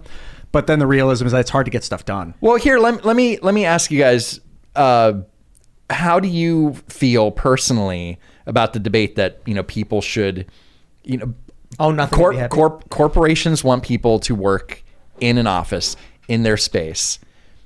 Workers either want hybrid or they want to completely stay home, and they think that they deserve it. They think that that's and if they don't get it, they're going to quit, and they're going to quietly quit. Good, they should. So, and companies should be happy. If you're a corporation, and your employees are like, I won't come to the office, and be like, exactly, then we're letting you go, and best of luck. And both parties will be very happy in that scenario. Because if you're running a company, I'll tell you this, because we need this here too. You want your employees in a space to build a culture, to share ideas, and help develop like everything that's happening in the space. So we get people hitting us up being like, I can do that job, but I'll do it remotely. I say, we can't do it. And they go like, well, I'm looking for a remote work. Well, good luck, man. Best of luck to you. We're looking for people who want to come down and help build something. And that means no matter what your job is, someone might be like, I'm working on this game. And you could be like, oh yeah, try this. And be like, I didn't think about that. That's the kind of stuff that can only happen when people are hanging out together, that are friends, that are working together to build something. Yeah, you can't do these things over Slack or Teams. No. It's not the same thing. And it's an environment that also challenges you and inspires you. When you see someone next to you working really hard, it inspires me to work even harder. So I mean, even coming here, when I'm not here, I take things a lot easier. But when I'm here, I'm seeing everyone work, and I'm like, okay, I got to step it up. I got to put all my intentions and put all my energy into being the best version of myself. As you could clearly see, I'm doing a lot of that. You look hot. on. and I'm only getting better as time goes on because I'm around that environment. So I think a lot of these, young people, they're being taught a lot of really bad things in college, and when they hit the real world, they're kind of devastated because one, they're in debt. Two, they're also in a situation where they're going to have to work for a corporation or a situation that they're not going to be happy about. So I think this is why we're seeing a lot of these correlated. And now, I'm sorry, Tim, we're about to what? Nothing. What, are you talking about your He was boobs? telling Tim how much he likes them. I mean, we're in a recession, and it's only going to get worse. And all these people that overpaid on homes, paid like $200,000 more for a house than it was worth. They're going to lose their jobs, and then we're going to have a major housing crisis. So, oh man, this is the crazy thing right now. Let me tell you, we're working on the expansion. I got good news. 2 of the walls at Freedomistan are up on the new headquarters. It's steel frame building, and we paid in cash. Well, what do you mean? You didn't take out a mortgage to Yeah, it's do all all paid in this. cash. Yeah, there you go. Yeah. We hired a company to build a building. Yes. And so you basically pay by invoice though. So they're like, we bought this, then you got to pay them. So over a period of time, you're paying in cash. It's not like you write a check for $1 million and hand it to them or anything like that, right? But we got 2 of the walls up. This is really good news. The other thing is we've been talking about doing a brick and mortar shop, and so I've been looking at various properties. The funniest thing in the world, they just raised interest rates. And all of these property owners, for some reason, are convinced their properties are worth 50% more than they're worth. Mm-hmm. So I go to this building, and they're like, they want X amount of money, and I'm like, are you nuts? Like, there's a labor shortage, a supply shortage. We're in a recession. We're in a bear market. They just raised interest rates. They're going to raise interest rates again. And you think, I'm going to give you that price. And they go, you know what? We're going to wait. What happens? 2 months goes by, the rates go up, the price drops, and I come back to them and I say, I told you what it was worth. You could have sold it. I'm inclined to offer you less. But it's just insane right now that prices are dropping across the board. Property is popping up everywhere because rates are going up. But there are still these people who are convinced that their empty lot is worth millions of dollars, and it's laughable. And you're like, you've been on the market for 2 years. I'm just, that's sort of a, anyway, behind the scenes, the kind of thing. But what I want to say right now is, when it comes to these Gen Z people being like, this is what the story says from the New York Post. This woman, Sarai Marie, acts out this scene where she goes, hey, Veronica, I'm going to have you take this home and work on it tonight. And then she goes, respectfully, Susan, I'd rather spend time with my family, slurping an iced coffee from Starbucks. Okay, well, look, to be honest, if you're a wage worker, I totally agree with that. If you're being paid by the hour and your boss comes to you and says, I want you to take this project back home and finish it, you'd be like, okay, well, I'll bill you by the hour. So if I'm working for you and you're paying me hourly, then I'll say we'll commit 4 hours to my home time, and it's time and a half overtime. Sure. And then, okay. But what they're talking about with a lot of these young people is not wages, but salaries. Look, I'm going to tell you something. You know how we hire here? I don't care about people who want to do a job. I care about funding people who are already living that life. Like, what I mean is, somebody might be like, I want to write a book, and I'm working on these stories. I'll be like, okay, I'm going to give you money to keep doing that. That's what I'm interested in. So instead of being like, we want someone to do the job, it's more like, do you like doing this thing you do? How would you like to get paid to do that thing? Yeah, I've noticed the people that work here that where works out are leaders, like self-inclined, and that you're facilitating leaders to function in the thing that they do well. When people come and they're waiting to be told what to do, it's not the right environment. And so that's a thing with these people. If you ever get somebody who's like, I'm going to act my wage and quietly quit, it's like, okay, you're fired. No beef. I mean, we're letting you go because you clearly don't want to be here. I tell everybody, if you don't want to be here, you shouldn't be. And if you want to be here, then we'll figure it out. What I identify with people's disgruntled nature right now is hourly wages for things that can be done. Like, you're here for 40 hours a week and just sit there, and we'll give you things to do through the day. And I'm like, because I would get things to do, and I could get them done super fast, and then I'd be like, okay, I'm done. And they're like, well, you need to be here for 6 more hours. And I'm like, damn, this is a waste of my life. I can get things done super fast, so pay me for projects. That's what I think people need to start focusing on. If you want to please your employees, is pay them per project. Doesn't matter how fast they are. In fact, it's better if they do it fast, and it gives them more free time. That's the thing too. We don't do hourly. We do all salary. And so it's like, if your job is to, like, let's say, move box from room A to room B, I don't care how long it takes you to do it. You did it. You can leave. I don't care. We got you. Message me, and if we need anything else, this is your task. You did it. Go play video games, whatever. Like, it's insane to me that You're gonna pay me to play video games? if I hire you to paint a picture of Bucko the cat, and you get that, and I'm like, it's you got to paint this picture, and I don't know how long it'll take you, but we'll pay you X, and you go, okay, and then an hour later, it's this beautiful masterpiece. I'd be like, well, here's your pay. Like, now you can do whatever you want because this was the agreement. These are the terms of the contract. You know what I mean? So per project, like Ian said. Yeah. Well, like sort of. So I mean, maybe it's that these people are looking for that kind of work, right? Maybe it's that these Gen Z people want the environment where they can focus on what they want to do. Sometimes people get taken advantage of. Like, they'll be like, okay, they want me to paint a picture of Bucko. They do it in an hour. It's done. It's amazing. And then the owner is like, that's fantastic. Now paint me another one. And you're like, dude, I could have taken 8 hours to do this, and then you wouldn't make me do a second one. So, like, it's like the employee's trying to work the system. You've shown your hand, you know, like you I got an A+ too many times. Now that we know that you're a super fast person, you know, as an employer, I'm going to take advantage of that and say, well, I know that he's going to do this great stuff within an hour, and I'm going to have him do like 3 or 4 of them a day. I used to get that in school. I would get all A+ when I was really young, and then I started to get B's because I was just so bored with homework. I kind of didn't want to do homework, and my parents were like, "What's wrong? You're an A+ student. What's wrong? Something's wrong." I got a C, and they're like, "You're grounded until you improve your grades." And I'm like, I should have just gotten B's and C's the whole time. So I stopped trying. I was like, I'm just going to phone in the bare minimum to get through this bullshit, and I did, and I got immensely successful, and I had lots of free time as a result. That was my attitude with school. It's like the way that school functions is extremely detrimental to gifted kids, to hardworking kids. Some people, it's a lot harder to learn stuff, and so they're sitting there and they're struggling. So you punish them for it, which makes no sense. Some kids solve the problem instantly, so you punish them for it. Wow, it really made no sense. So for me, it was similar. I'd be in class, and they'd be like, "Today we're going to learn this subject in math." I'd open the book, I'd look, I go, "Oh, I get it."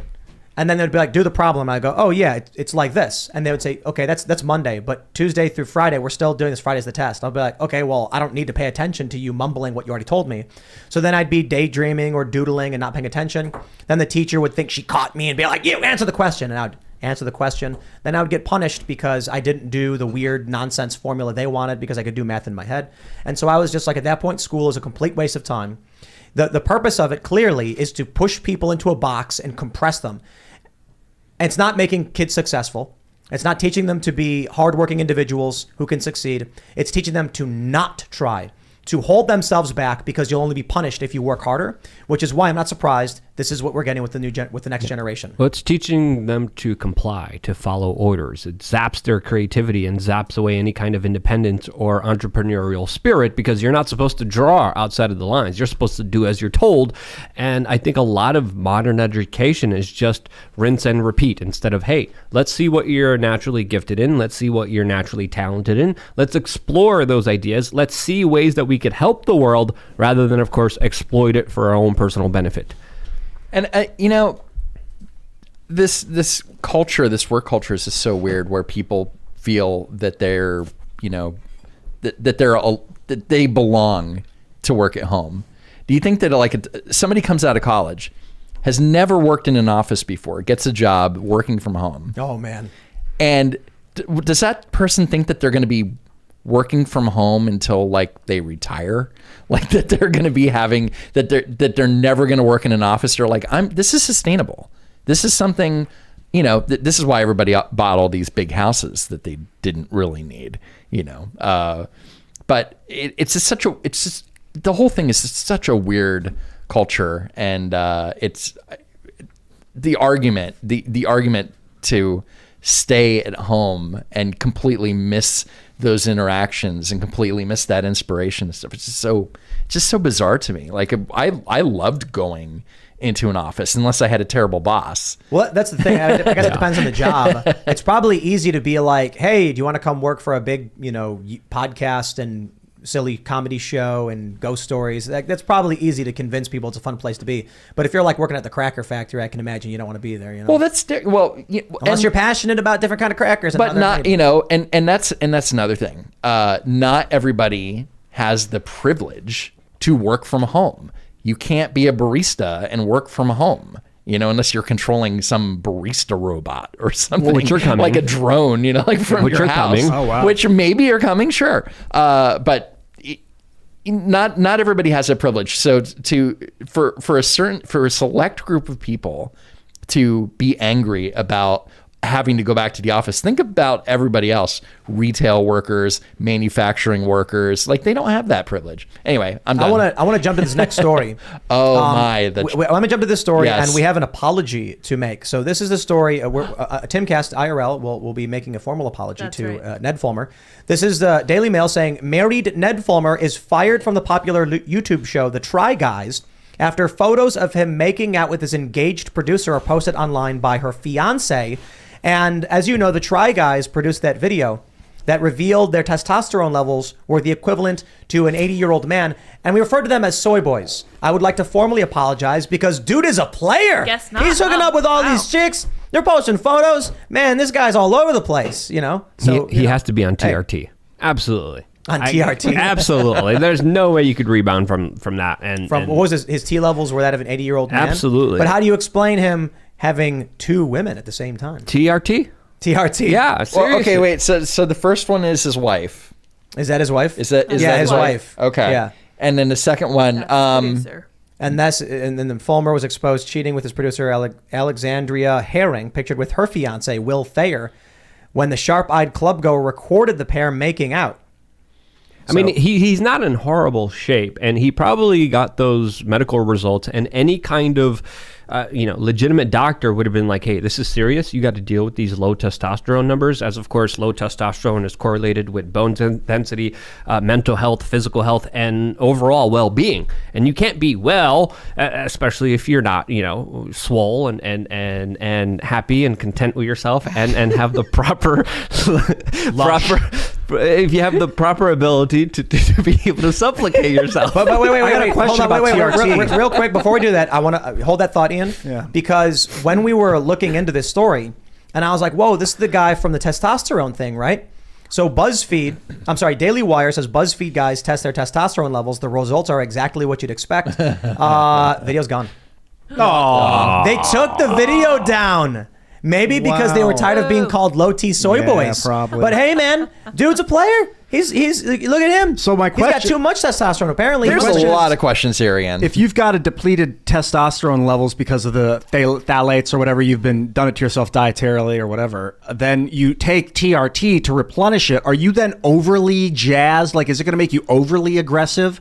Like, if you're not getting the taking too natural much. balance and you're trying to balance it out with external sources. Well, a is that gonna medical mess you up? doctor will check your levels and make sure that you are supplicating the right amount to make sure that you're going to be healthy. Supplicating?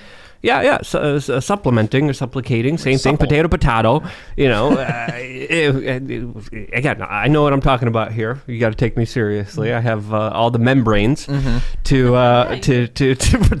for this Supplicate conversation. means to ask or beg for something earnestly or humbly. Yeah. So the body asks humbly for the testosterone, and then the doctor humbly gives it to them, and then injects them with it, and then helps them specifically. Humbly But I guess the requests. question, and maybe you guys don't know the answer. if say your levels are at 50, average good levels are 50, but you're at 20 naturally, and you take 30 of external back to 50, is it different than just naturally being at 50? I don't know. I'd imagine to a certain degree because it's not the same kind of testosterone. That's what I'm wondering is if guys Look, do it to get back But to when normal, you do it then it makes them overly artificially, you aggressive. become dependent on it for the rest of your life. Joe Rogan talks about this, and there's certain individuals that take a lot of artificial testosterone, and some individuals who overdose on it and don't dose it correctly, and then have a lot of negative consequences for it that do hurt their mental and physical state. So, medical doctor usually will help you get the right amount of swole. To make sure that you're in a very healthy physical shape, just like I am. Just just like swollen Luke. enough. Yeah, just so you have the optimal physical, the optimal swole. optimal swole. Now that we got the jokes out of the way, I actually want to point out cheating on your wife is definitely a low T move. I mean, Or dude, a high T move. No, No, One or the I- other. You want This- to balance T for sure. Okay, all right. Well, hold on. So let me think about this. Think of the Chad meme, like the gray picture of the guy with the big chiseled chin Sure. and the 12 pack. That meme, I don't think would ever be applied to a guy cheating on his wife. You know what I mean? Like, what I mean is cheating on your wife is viewed by the left and the right as an extremely negative and wrong thing to do, and no one would ever call a cheater a Chad. You know what I mean? Right. Like, I mean, I'm not saying literally, but it's just like a negative. No one's gonna like the Chad meme is someone who's successful and prominent. Yeah, So- nobody's calling Adam Levine a Chad. Right, Right, yeah. yeah. It's just like, it's scuzzy. So Yeah. for this guy to be a low T guy and to cheat on his wife, in all reality, it's actually just proves the point that he's a soy boy. You know what I mean? Or But whatever. here's my question. He got fired from the Try Guys. What about the producer? She's engaged. No, the show's over. Oh, the show's Yeah, over. apparently they're canceling the show outright. Oh, okay. Because it didn't say it. I was reading. But that's so dumb too. It's like we you canceled cheated the on- show because of that. You cheat on your wife. Show's over. Everybody. Everyone's fired. Shutting it down. But there's probably other things. I mean, the show is running for a while. They might have even run know out it's of still ideas. There could be a lot of different things behind the scenes. But again, this is personal drama. We don't know the side of the story of the man, the woman, the person who was in the relationship. There's a lot of complicated things that come into relationships. Oh no! I'm sorry. The show's not over. What Twitter said is the Try Guys announcing they're no longer working with their co-creator Ned Fulmer. I saw on Twitter. I just saw the Oh, okay. ellipses. It was like they're no longer working. I thought they were saying a show's So over. he's just out. the co-creator is gone. The producer, who is also morally. What's the word? Is it a harlot? What's the word for a woman who is like she's like she is the cheatee? You know what I mean? There's a word for this. A woman. Charlatan? Succubus? No. Scarlet Letter. No, there's like a word for a woman who sleeps with a man who's married. I don't know if I'm allowed to Harlot? say that I don't know. Well, no, because like so people don't understand Sort of this. a thesaurus. on the show. People assume these words just mean like one thing. Like people think hobo, bum, vagrant. All mean they mean totally different things. Oh, totally. They literally do. No, they do. Hobo means homeward bound. Vagrant means like you're milling about, aimless. A bum is somebody who doesn't have a job. And so, but people think it all means the same. Like a homeless person is a hobo, bum, or vagrant. No, that's not true. And so there's a word for a woman who I don't know what it is though. I mean, everyone's saying what is Home it? wrecker? Jezebel. Oh, that's a good one. Yeah, that's a good one. Yeah. Mistress is the word for like what the guy has. Yeah. Ongoing. But it might be Jezebel. Mistress? Husky. That's a It might funny be word. mistress, but mistress, I'm thinking. No, there's like- mistress is if a guy has like a woman on the side other Yes. than his wife. That's his mistress. So the one would be the mistress. That would be his mistress. He wasn't married though. Yes, he was. Oh, Yeah, he was. I thought she was married. She No, was. no. No, she's She's a engaged. fiance. She's I engaged see. and he's married. Okay, But yeah, she that was still his has mistress. a job, right? Why does she get to stay and he a co-creator 'Cause he's a has man. to leave? Patriarchy. But now he and if you scroll down, he put out an Instagram and he apologized. He puts out an apology saying, "Oh well, I should be focusing on my family and my kids." You're like, how's it going to work? Because this guy just lost like the biggest thing that he ever created. And, do you think that's going to, he doesn't have a job now. You think that's going to actually work I don't know, for him? man. Like, you think that that's going to work out with his family? He's not going to have any kind of How resentment. much money did he make off the show? Who knows? It seems like they have like a lot of people on their staff. So Yeah. maybe the money wasn't flowing as much as it does in some other places. If after this long, it's been like a decade of them doing the show, if he's not set for life with a show that big, then you never he made know. some bad money management. Well, I mean, decisions. he made bad life choices with his. That's true. So maybe there's other things going on that we don't know about. Well, these are personal matters and drama. Right, I think, right. It's just like I mean, look, people in celebrity and they cheat on each other all the time. Someone super chatted us the words for the woman Jezebel. Yes, harlot. I thought home wrecker. Yes. That's wrecker. home wrecker. That could be a man. That's what I and said, then, but they said Brando Nup says I prefer slam pig. All one word. All one word. Bravo! That was Slam worth the pig. super Oh, it's chat. two Thank words. you. Slam That was great. Slam pig. Slam pig. Is it? What does that mean? Is A that noun. It- a promiscuous woman, typically overweight or ugly. It's slam pig. Is that the definition only for sought slam after pig? for pumping and dumping. End quote. From Wiktionary. Slam pig is the Slam Pig, prequel 2 words. to your movie. the pigs. prequel? The Slam prequel. Pig 2. What? The pigs come again. Yeah. Well, it should be. That's a good one. Oh, no, That's I a don't 20. I wasn't even Yeah. thinking. Are that. you describing? Sometimes it just comes you're out. describing something else. We should make a sequel before we ever make the first one. Porkening.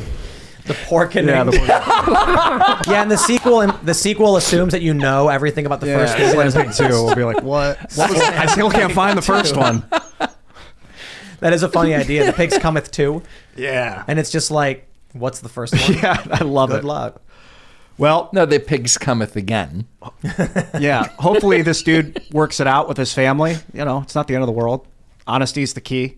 And you can get ahead of it by being honest with your partner. If you want to have sex with somebody else, then that's a conversation you should have before you do it. But as the wife, do you think you're going to be like, oh yeah, I forgive you? I mean, well, That's a tough question. and, back in the, remember, this was photos of him making out. We don't know if anything actually happened beyond that. We don't know. Yeah, maybe she was in distress and couldn't breathe and was Yeah. having a heart attack. and Yes. he was giving her mouth to mouth to help her. Yeah. Again, And with now- the way and the now- corporate media and we is. now- don't know we don't know all the details. Exactly. she was on the ground and he's giving her mouth to mouth, and the guy turns the camera sideways to make it seem like they're up against a wall. Exactly. We know less about Poor this guy. than the explosions on as Nordstream. Korean as Nordstream. no, or as Korean Jean-Pierre would say, Nordstrom 2. Yeah, Nordstrom's. That was impressive when you said Nordstrom. She's a very impressive person. Oh man, this feels like the end of an era. I It's think like so, this is too. it. The Try I don't think Guys, I've ever seen a Try Guys episode in my life. Just the low T So, one. The low, but they get like tens of millions of hits on these videos. It was insane. Like, who watches this stuff? I guess people watch it.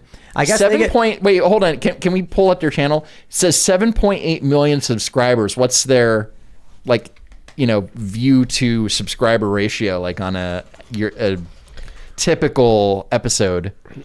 There's probably a lot now because people are like, oh wait, what's this Try Guys thing about? about 1 million. It looks like they put out a video every few days and they get 1.5 million, 1.6. This one got We need to talk about Texas featuring Beto O'Rourke as like 313,000 views. Very low views on that one. Look at They this. probably got paid. Surprise, surprise. Yeah. Look at this one from 2 weeks ago. Keith eats everything at Pizza Hut. Wow. That's like horrible behavior That's, that you're so incentivizing.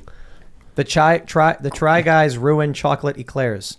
I bet they Try Guys try colonics.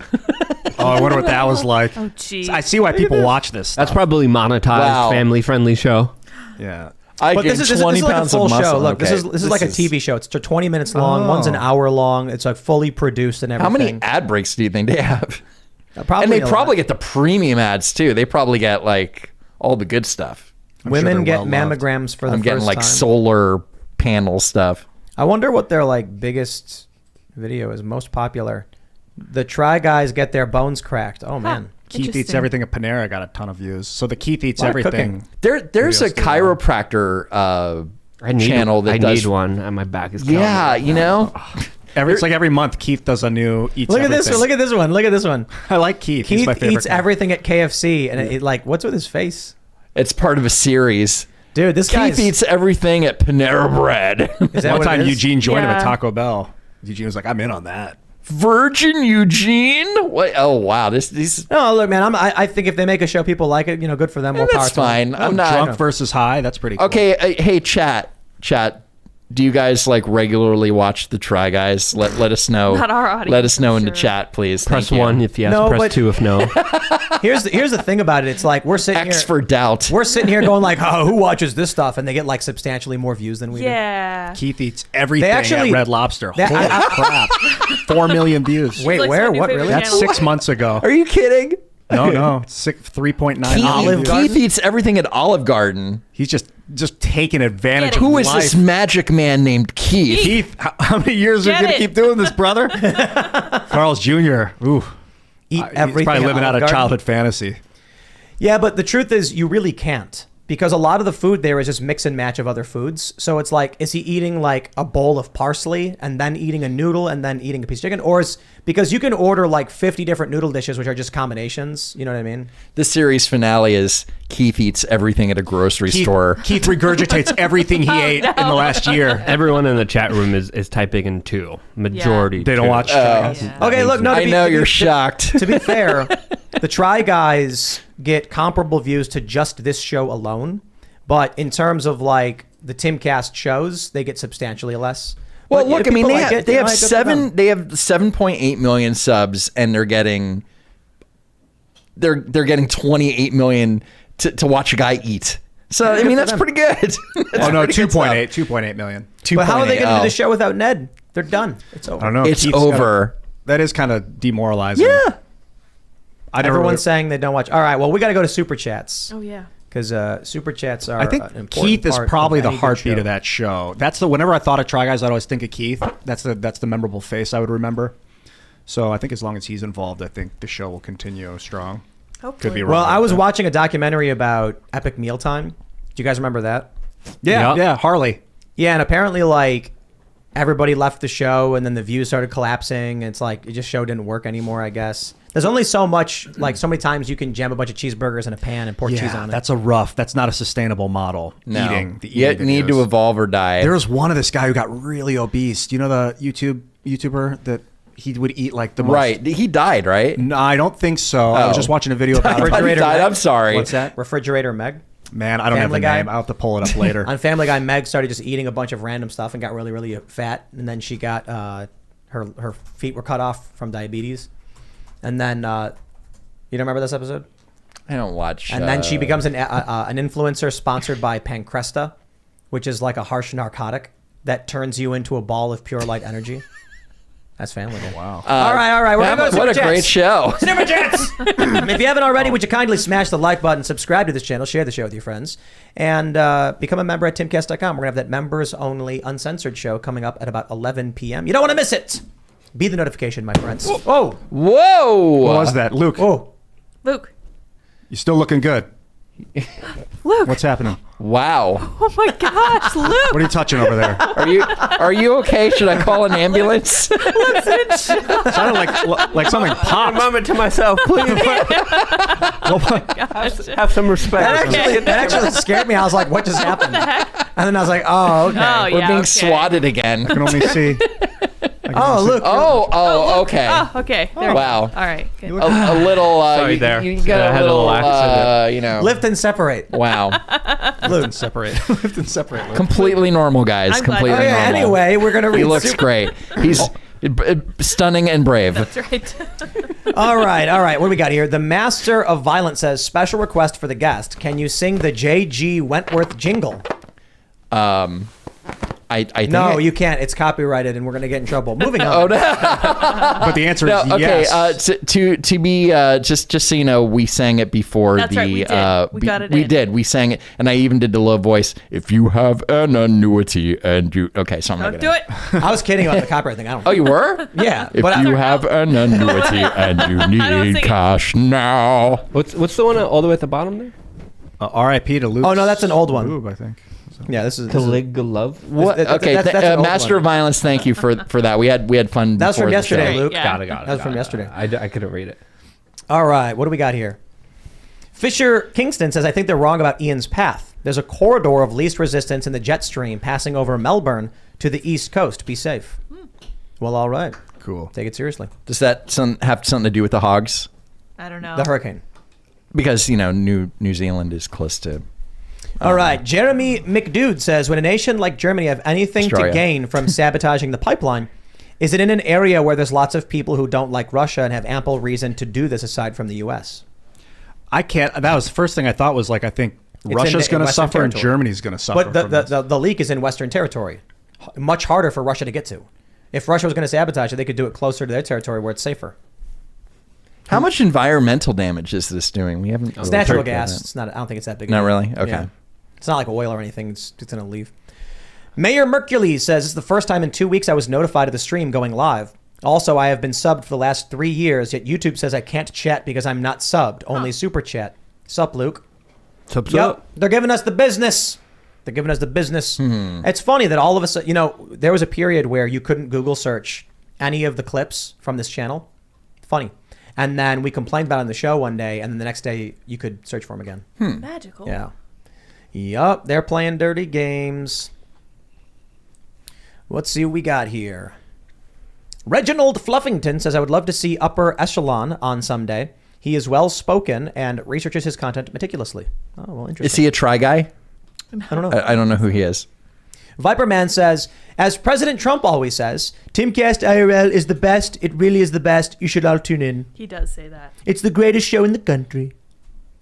You notice how he says country? He goes like a down tone. Country. It's the greatest show in the country. In the country, it's the greatest show. At least that's what I was told. Yes. You know who does a great Trump, by the way? Shane Gillis. You haven't had him on Oh yet, yeah, he right? does. No, does He does a great Trump. He does a great Trump. JJ says, I can't believe a sitting U.S. president has not reached out to the governor and the people to offer the full support of the government. What kind of USA do we let them create? There's a civil war going on, in case you haven't noticed. Yeah, Biden called all the mayors, but he wouldn't call DeSantis. No. I think the head of FEMA, Criswell, I think she spoke to him, and because Biden doesn't want to speak.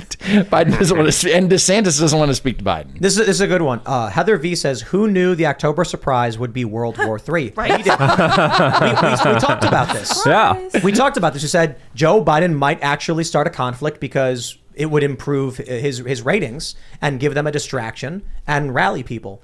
Wartime know. presidents see their approval ratings go up. Look, when Donald Trump bombed Syria, the media was like, he's truly presidential now. You remember that? They were like, is this Trump being a true president? Because he bombed Syria. Over a rumor. Yeah. Ugh. Bad Trump. All right. Raymond G. Stanley Jr. says, guys, I want to thank y'all for the masterclass on investigative journalism last night on Uncensored. Now I know how to find them big ol' Luke milkers. Damn right. LukeMilkers.com. Is this going to be all week? Is this the thing? Or What thing? What are you talking You about? on your phone during super chat? Yes. What Is that the what you're hell, talking about? Luke? I'm reading the chat. I read the he's chat doing more than research. anybody else, and I don't know what you're alluding to. This is my natural, beautiful body as That's is. right. Did you dye your hair red? No. Just got a little sun. A little So this is Little good. son. Nate Parrott says, second day in a row, I actually got a notification for the show. Weird after so long of having to look up the show specifically. And we can see it. Like, this is a crazy thing. So we have an average, we know the average viewer, right? You can look up on various websites showing you the average live viewers. And when people were saying they weren't getting notified, we can see that the average live viewer was going down. And it was like, okay, they're clearly suppressing the show. Now it's gone up and people are like, oh, I'm getting notifications again. As of yesterday. It's funny how that works. Yeah, Luke mentioned that. What happened last week that they shut off notifications for We us? started talking about it. Oh, shut it off. I don't know. Well, Luke was saying that you get 3 notifications a day per channel. We have been doing the same clips and everything. Our clips are still getting mad traffic. We're still doing, we produce, I think, around 6 clips per day. And we do 4 for the next day, which are news, and then 2, which are more evergreen, we say for the weekends. That's how we end up with multiple weekend Maybe it's the segments. new shorts have been interfering with more people, We're so still it got doing more it. vocal. We're still putting Yeah, up maybe shorts. Nothing maybe the changed. admins have put the live show on priority number 1 list, so you're always going to get a notification for the live show no matter what. But not last week, just this 1 week. Yeah, it turns after we off. start talking about it, maybe. I don't know. Yeah, maybe. Kid Truck says, you guys should get Brandon Herrera, the AK guy, on sometime. So- Absolutely. We've been trying. Yeah. We I have. last year we were like, we got to have him on. Yeah. And then he was like, yes. And now I think he might be busy with something. I don't know. Super But busy. but if you're listening, I think he would be great. Maybe come out on a Friday so we could actually do some like shooting and some like vlog stuff on the weekend, which would be really cool. If we were going to get him, Lydia would have gotten him already. Like she's See, some people I hit up and they're too good for. No, I'm just kidding. He's not too good for us. He's super, super busy, and I know he's constantly creating videos. So I understand. I'll text him again. I think this will be my 3rd time. Hopefully that's a charm. Sleep is the cousin of death says, we know absolutely nothing about what happened. Reported leak, you call explosion, then blame America. WTF kind of garbage reporting is this? Well, good sir, if you watched the video, then you will know. It is that there are researchers in Sweden and Denmark, seismologists, who reported 2 separate distinct explosions, followed by a stream vibration showing that it very much tracks alongside an explosion and then a gas leak, which is what 2 independent research organizations said. And we have a video of Joe Biden saying he was going to end the Nordstream pipeline. There wouldn't be one.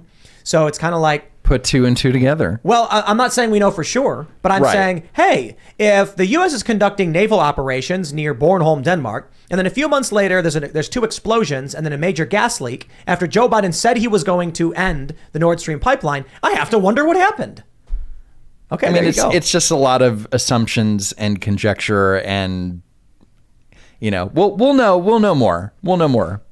But I kind of get what he's saying. Keep an open mind and don't believe anything that anyone tells you at first glance. Be a skeptic. All right.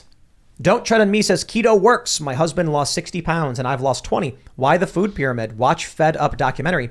Very interesting information about the sugar industry. I think it's high fructose corn syrup. Dude. Yes. Fed Up is And seed incredible. oils, I think. I'd second that. Watch Fed Up. It's a Katie Couric documentary about the sugar industry and this insidious. It is like the You lost tobacco me at industry. Katie Couric. I think it's high fructose She's corn great. syrup. And this, I think it's a huge bit. It's I been think- since 1992. And I you can think see the it's- scale of obesity since then. I think it's high fructose corn syrup, and it's something specific to high fructose corn syrup because I cut out sugar and I started losing a lot of weight really quickly, relatively quickly. And then I was like, oh, it's because it's keto. It's right. It's high fat, low carb, high protein, all that stuff, or not too high of protein because of gluconeogenesis. But anyway, I digress.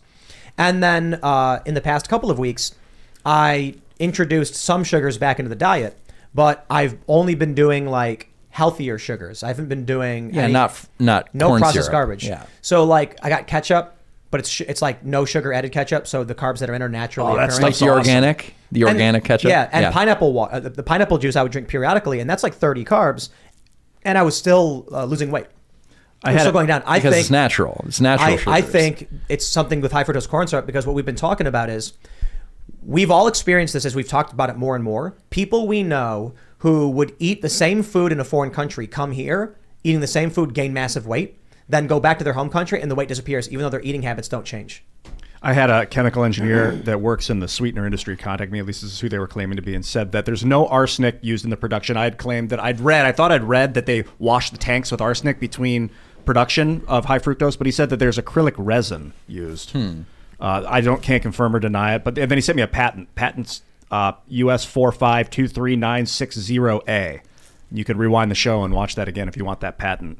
All right. Eric K says the pipeline going down is not in Biden's interest as it will create pressure to increase domestic production of fuel. Ukraine is the culprit, IMO.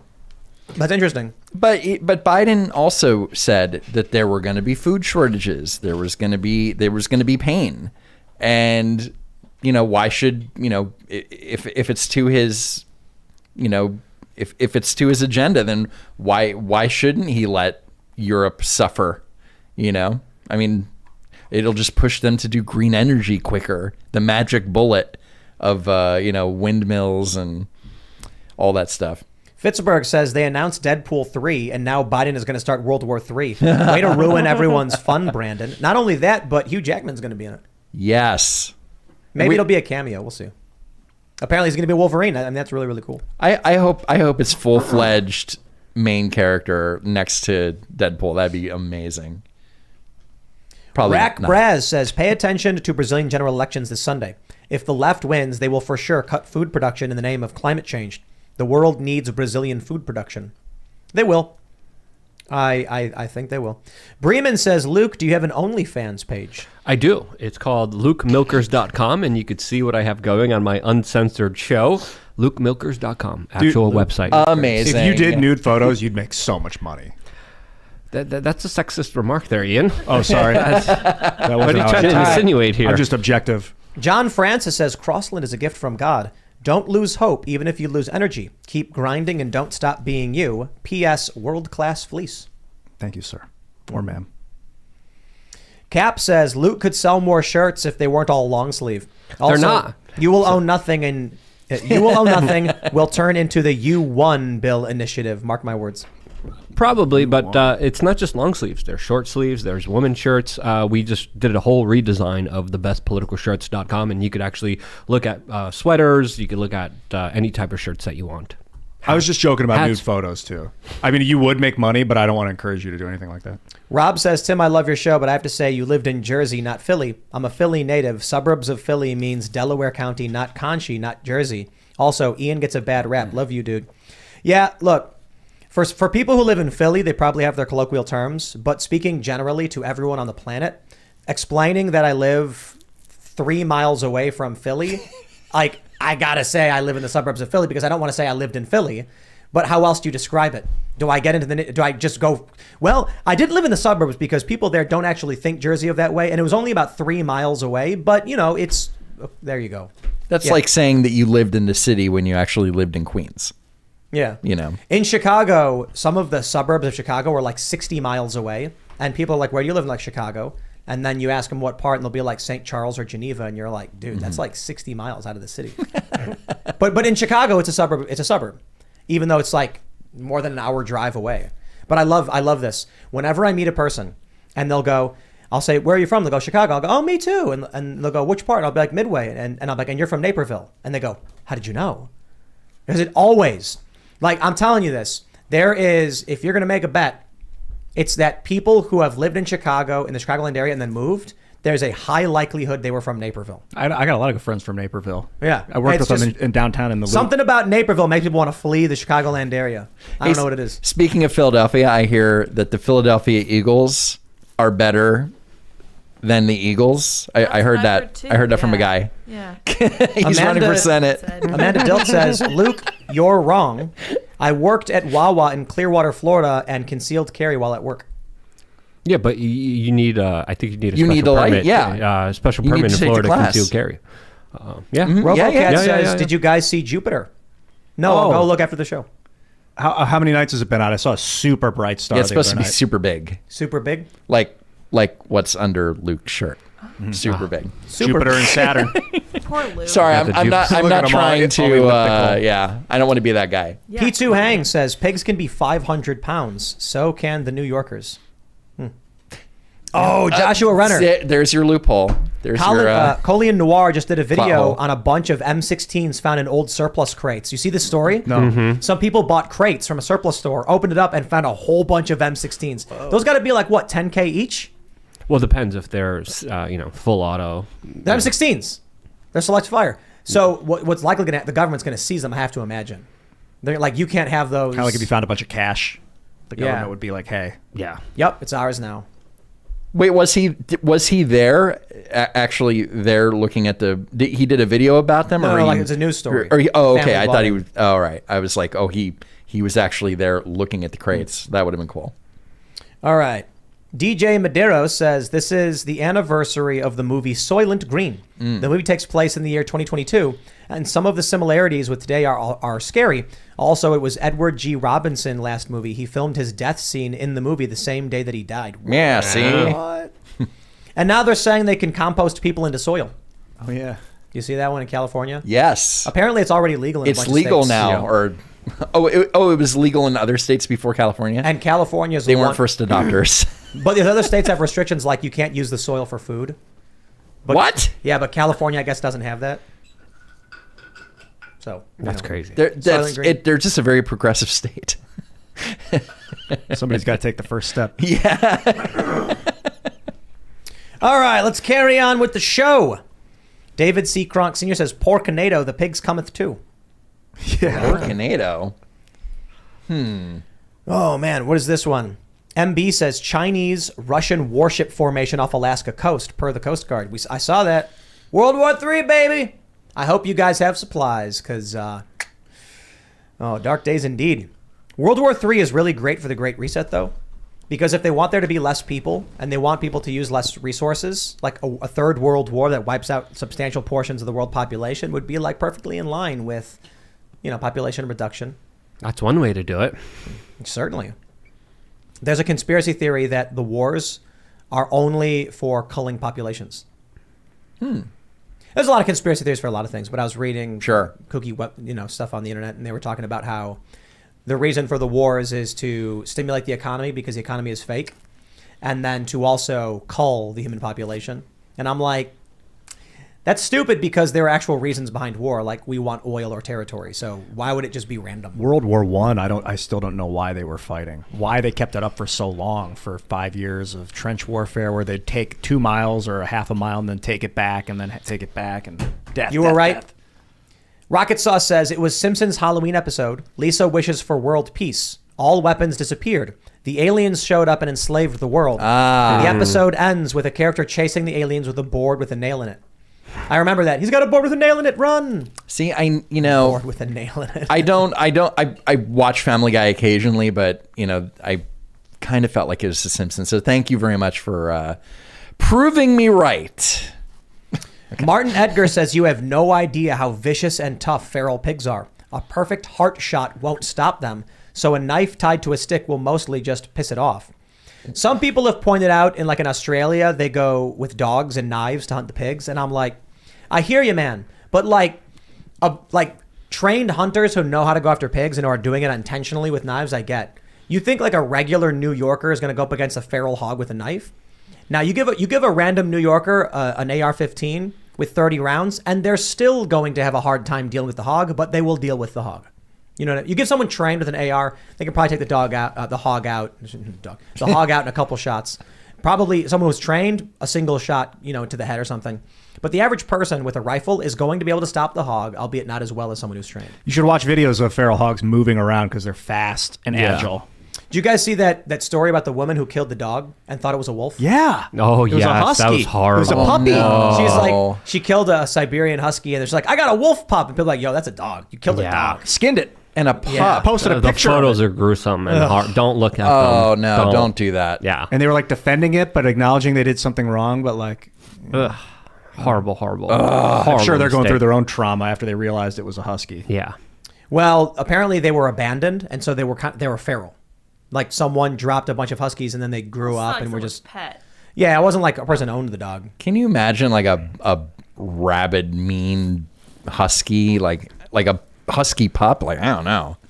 Sumner Robertson says, Tim, you need to look into the dollar milkshake theory by Brent Johnson. Explains what's going to come over the next few years. Well, okay. Someone can look at that, I guess. Devlin Foster says, to further debunk Bill Burr's narrative, Rand Paul was attacked and severely beaten by his neighbor. Good point. And Scott Adams. Scott Adams and Bill Burr both said, in various ways, there won't be civil war because neighbors aren't fighting each other. And the point I made was like, a dude in Atlanta in 1861 didn't walk out of his house and go, ooh, I'm just so mad at those Northerners. I'm going to go punch my neighbor. Like, why would people who agree with each other and live in the same place be fighting? Like, the Civil War is when different groups of people who hate each other come and fight. So, but in this point, it is a good point. Rand Paul's neighbor attacked him, and he lost like a piece of lung or something over it. It was crazy. So, yeah. What was the reason? I don't know. I don't think it was political, to be honest. Okay. Immediate Casualty Care says, Bill Burr and Scott Adams saying there's no civil war coming because I looked outside and no one is fighting is a bold statement for people who mock those who say global warming isn't real because it's snowing now. Yeah. It's snowing because of global warming. That's right. Dummies. Ian, you know what you should do right now? Talk You about how we're should- still in an ice age. You should cast a spell to end the hurricane and then roll that D20 right there to see if it succeeds.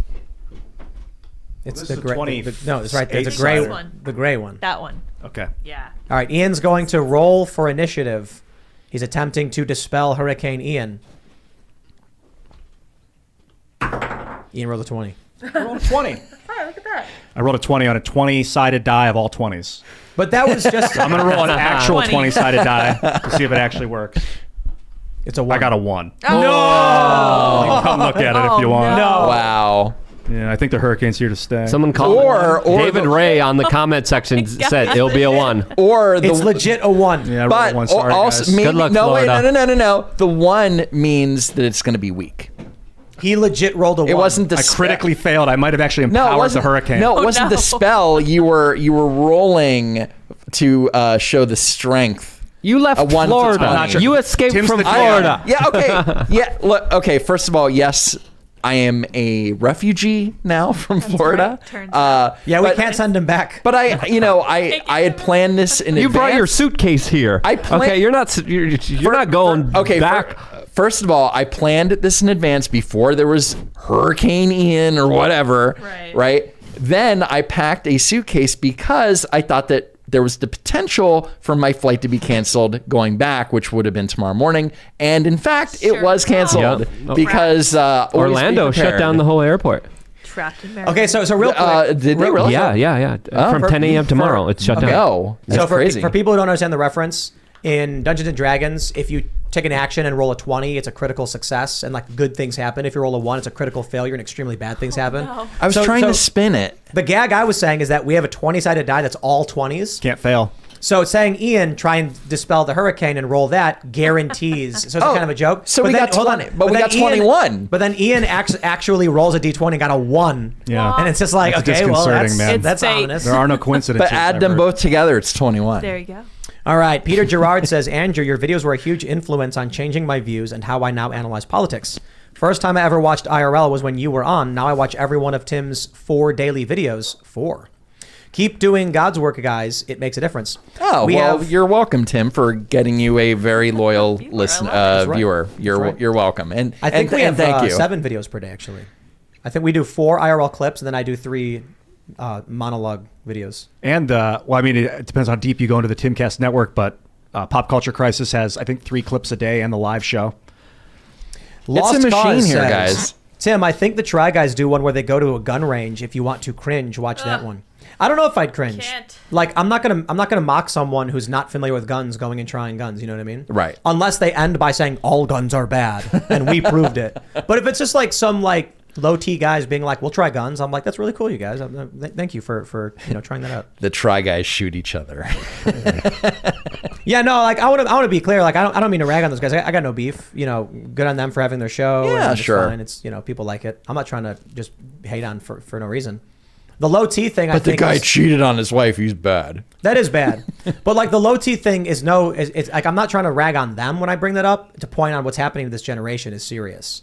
Guys got to exercise more. Look, my resting heart rate is kind of scared the crap out of me. It's 42. So like I've been exercising. I skate all the time, and then in the past recently, it's like my heart rate got way down because it was like high 40s before, and now it's even lower. Dude, and I I'm was like, soaking in the tub 4 or 5 days ago, and I went underwater, submerged, and I was just thinking about gaming with Trent, Pixelated Apollo, what's up, dog, and about how good it was, and I was just visualizing the game, and then like a minute went by, and I realized I was still underwater. Like my body was not using oxygen, or I was pulling the oxygen out of the water or something. Ian, we also could have worked out today, and you could have been stacked like I am. And looking good. once again, you didn't come out. Yeah, the last Friday it didn't happen. The schedule got I mixed up. said Tuesday. We're doing Tuesday. Fridays are I bad. had the personal trainer come out, and you had Who's an a extra class. miraculous, He's showing by the the way. results. He's an awesome trainer. Yeah, Yeah, feels good. I mean, you clearly see. I mean, my body has it going on. all right, everybody. If you haven't already, would you kindly smash that like button, subscribe to this channel, share the show with your friends, become a member at timcast.com to watch the uncensored members only show coming up at 11 p.m. You can follow the show at Timcast IRL basically everywhere. You can follow me at Timcast. Don't Walk Run Productions. No, What? I know. You can follow me on Twitter at Don't Walk Run, all one word. You can follow me on Instagram at Don't Walk Run Productions, and of course, check out my channel on YouTube, Don't Walk Run Productions. And I post. I post a lot on Twitter, and I get I'm kind of a jerk on Twitter. Like I'll go to politicians and who say, oh hey, there's voter suppression, and I'll go, show me evidence of voter suppression and I will delete my account. And they can never ever say like I know what I'm talking about. Anyway, follow me on Twitter, follow me on YouTube, and how about you, young lady, woman, man, what is happening here? LukeMilkers.com is the website that everyone needs to go to right now, and I want to thank everyone for pumping me up in the chat room. Tim, That's stop right. it. I want to thank everyone calling me beautiful and brave, Stunning and brave. I want to shout out specifically the person that said Luke Rakkowski.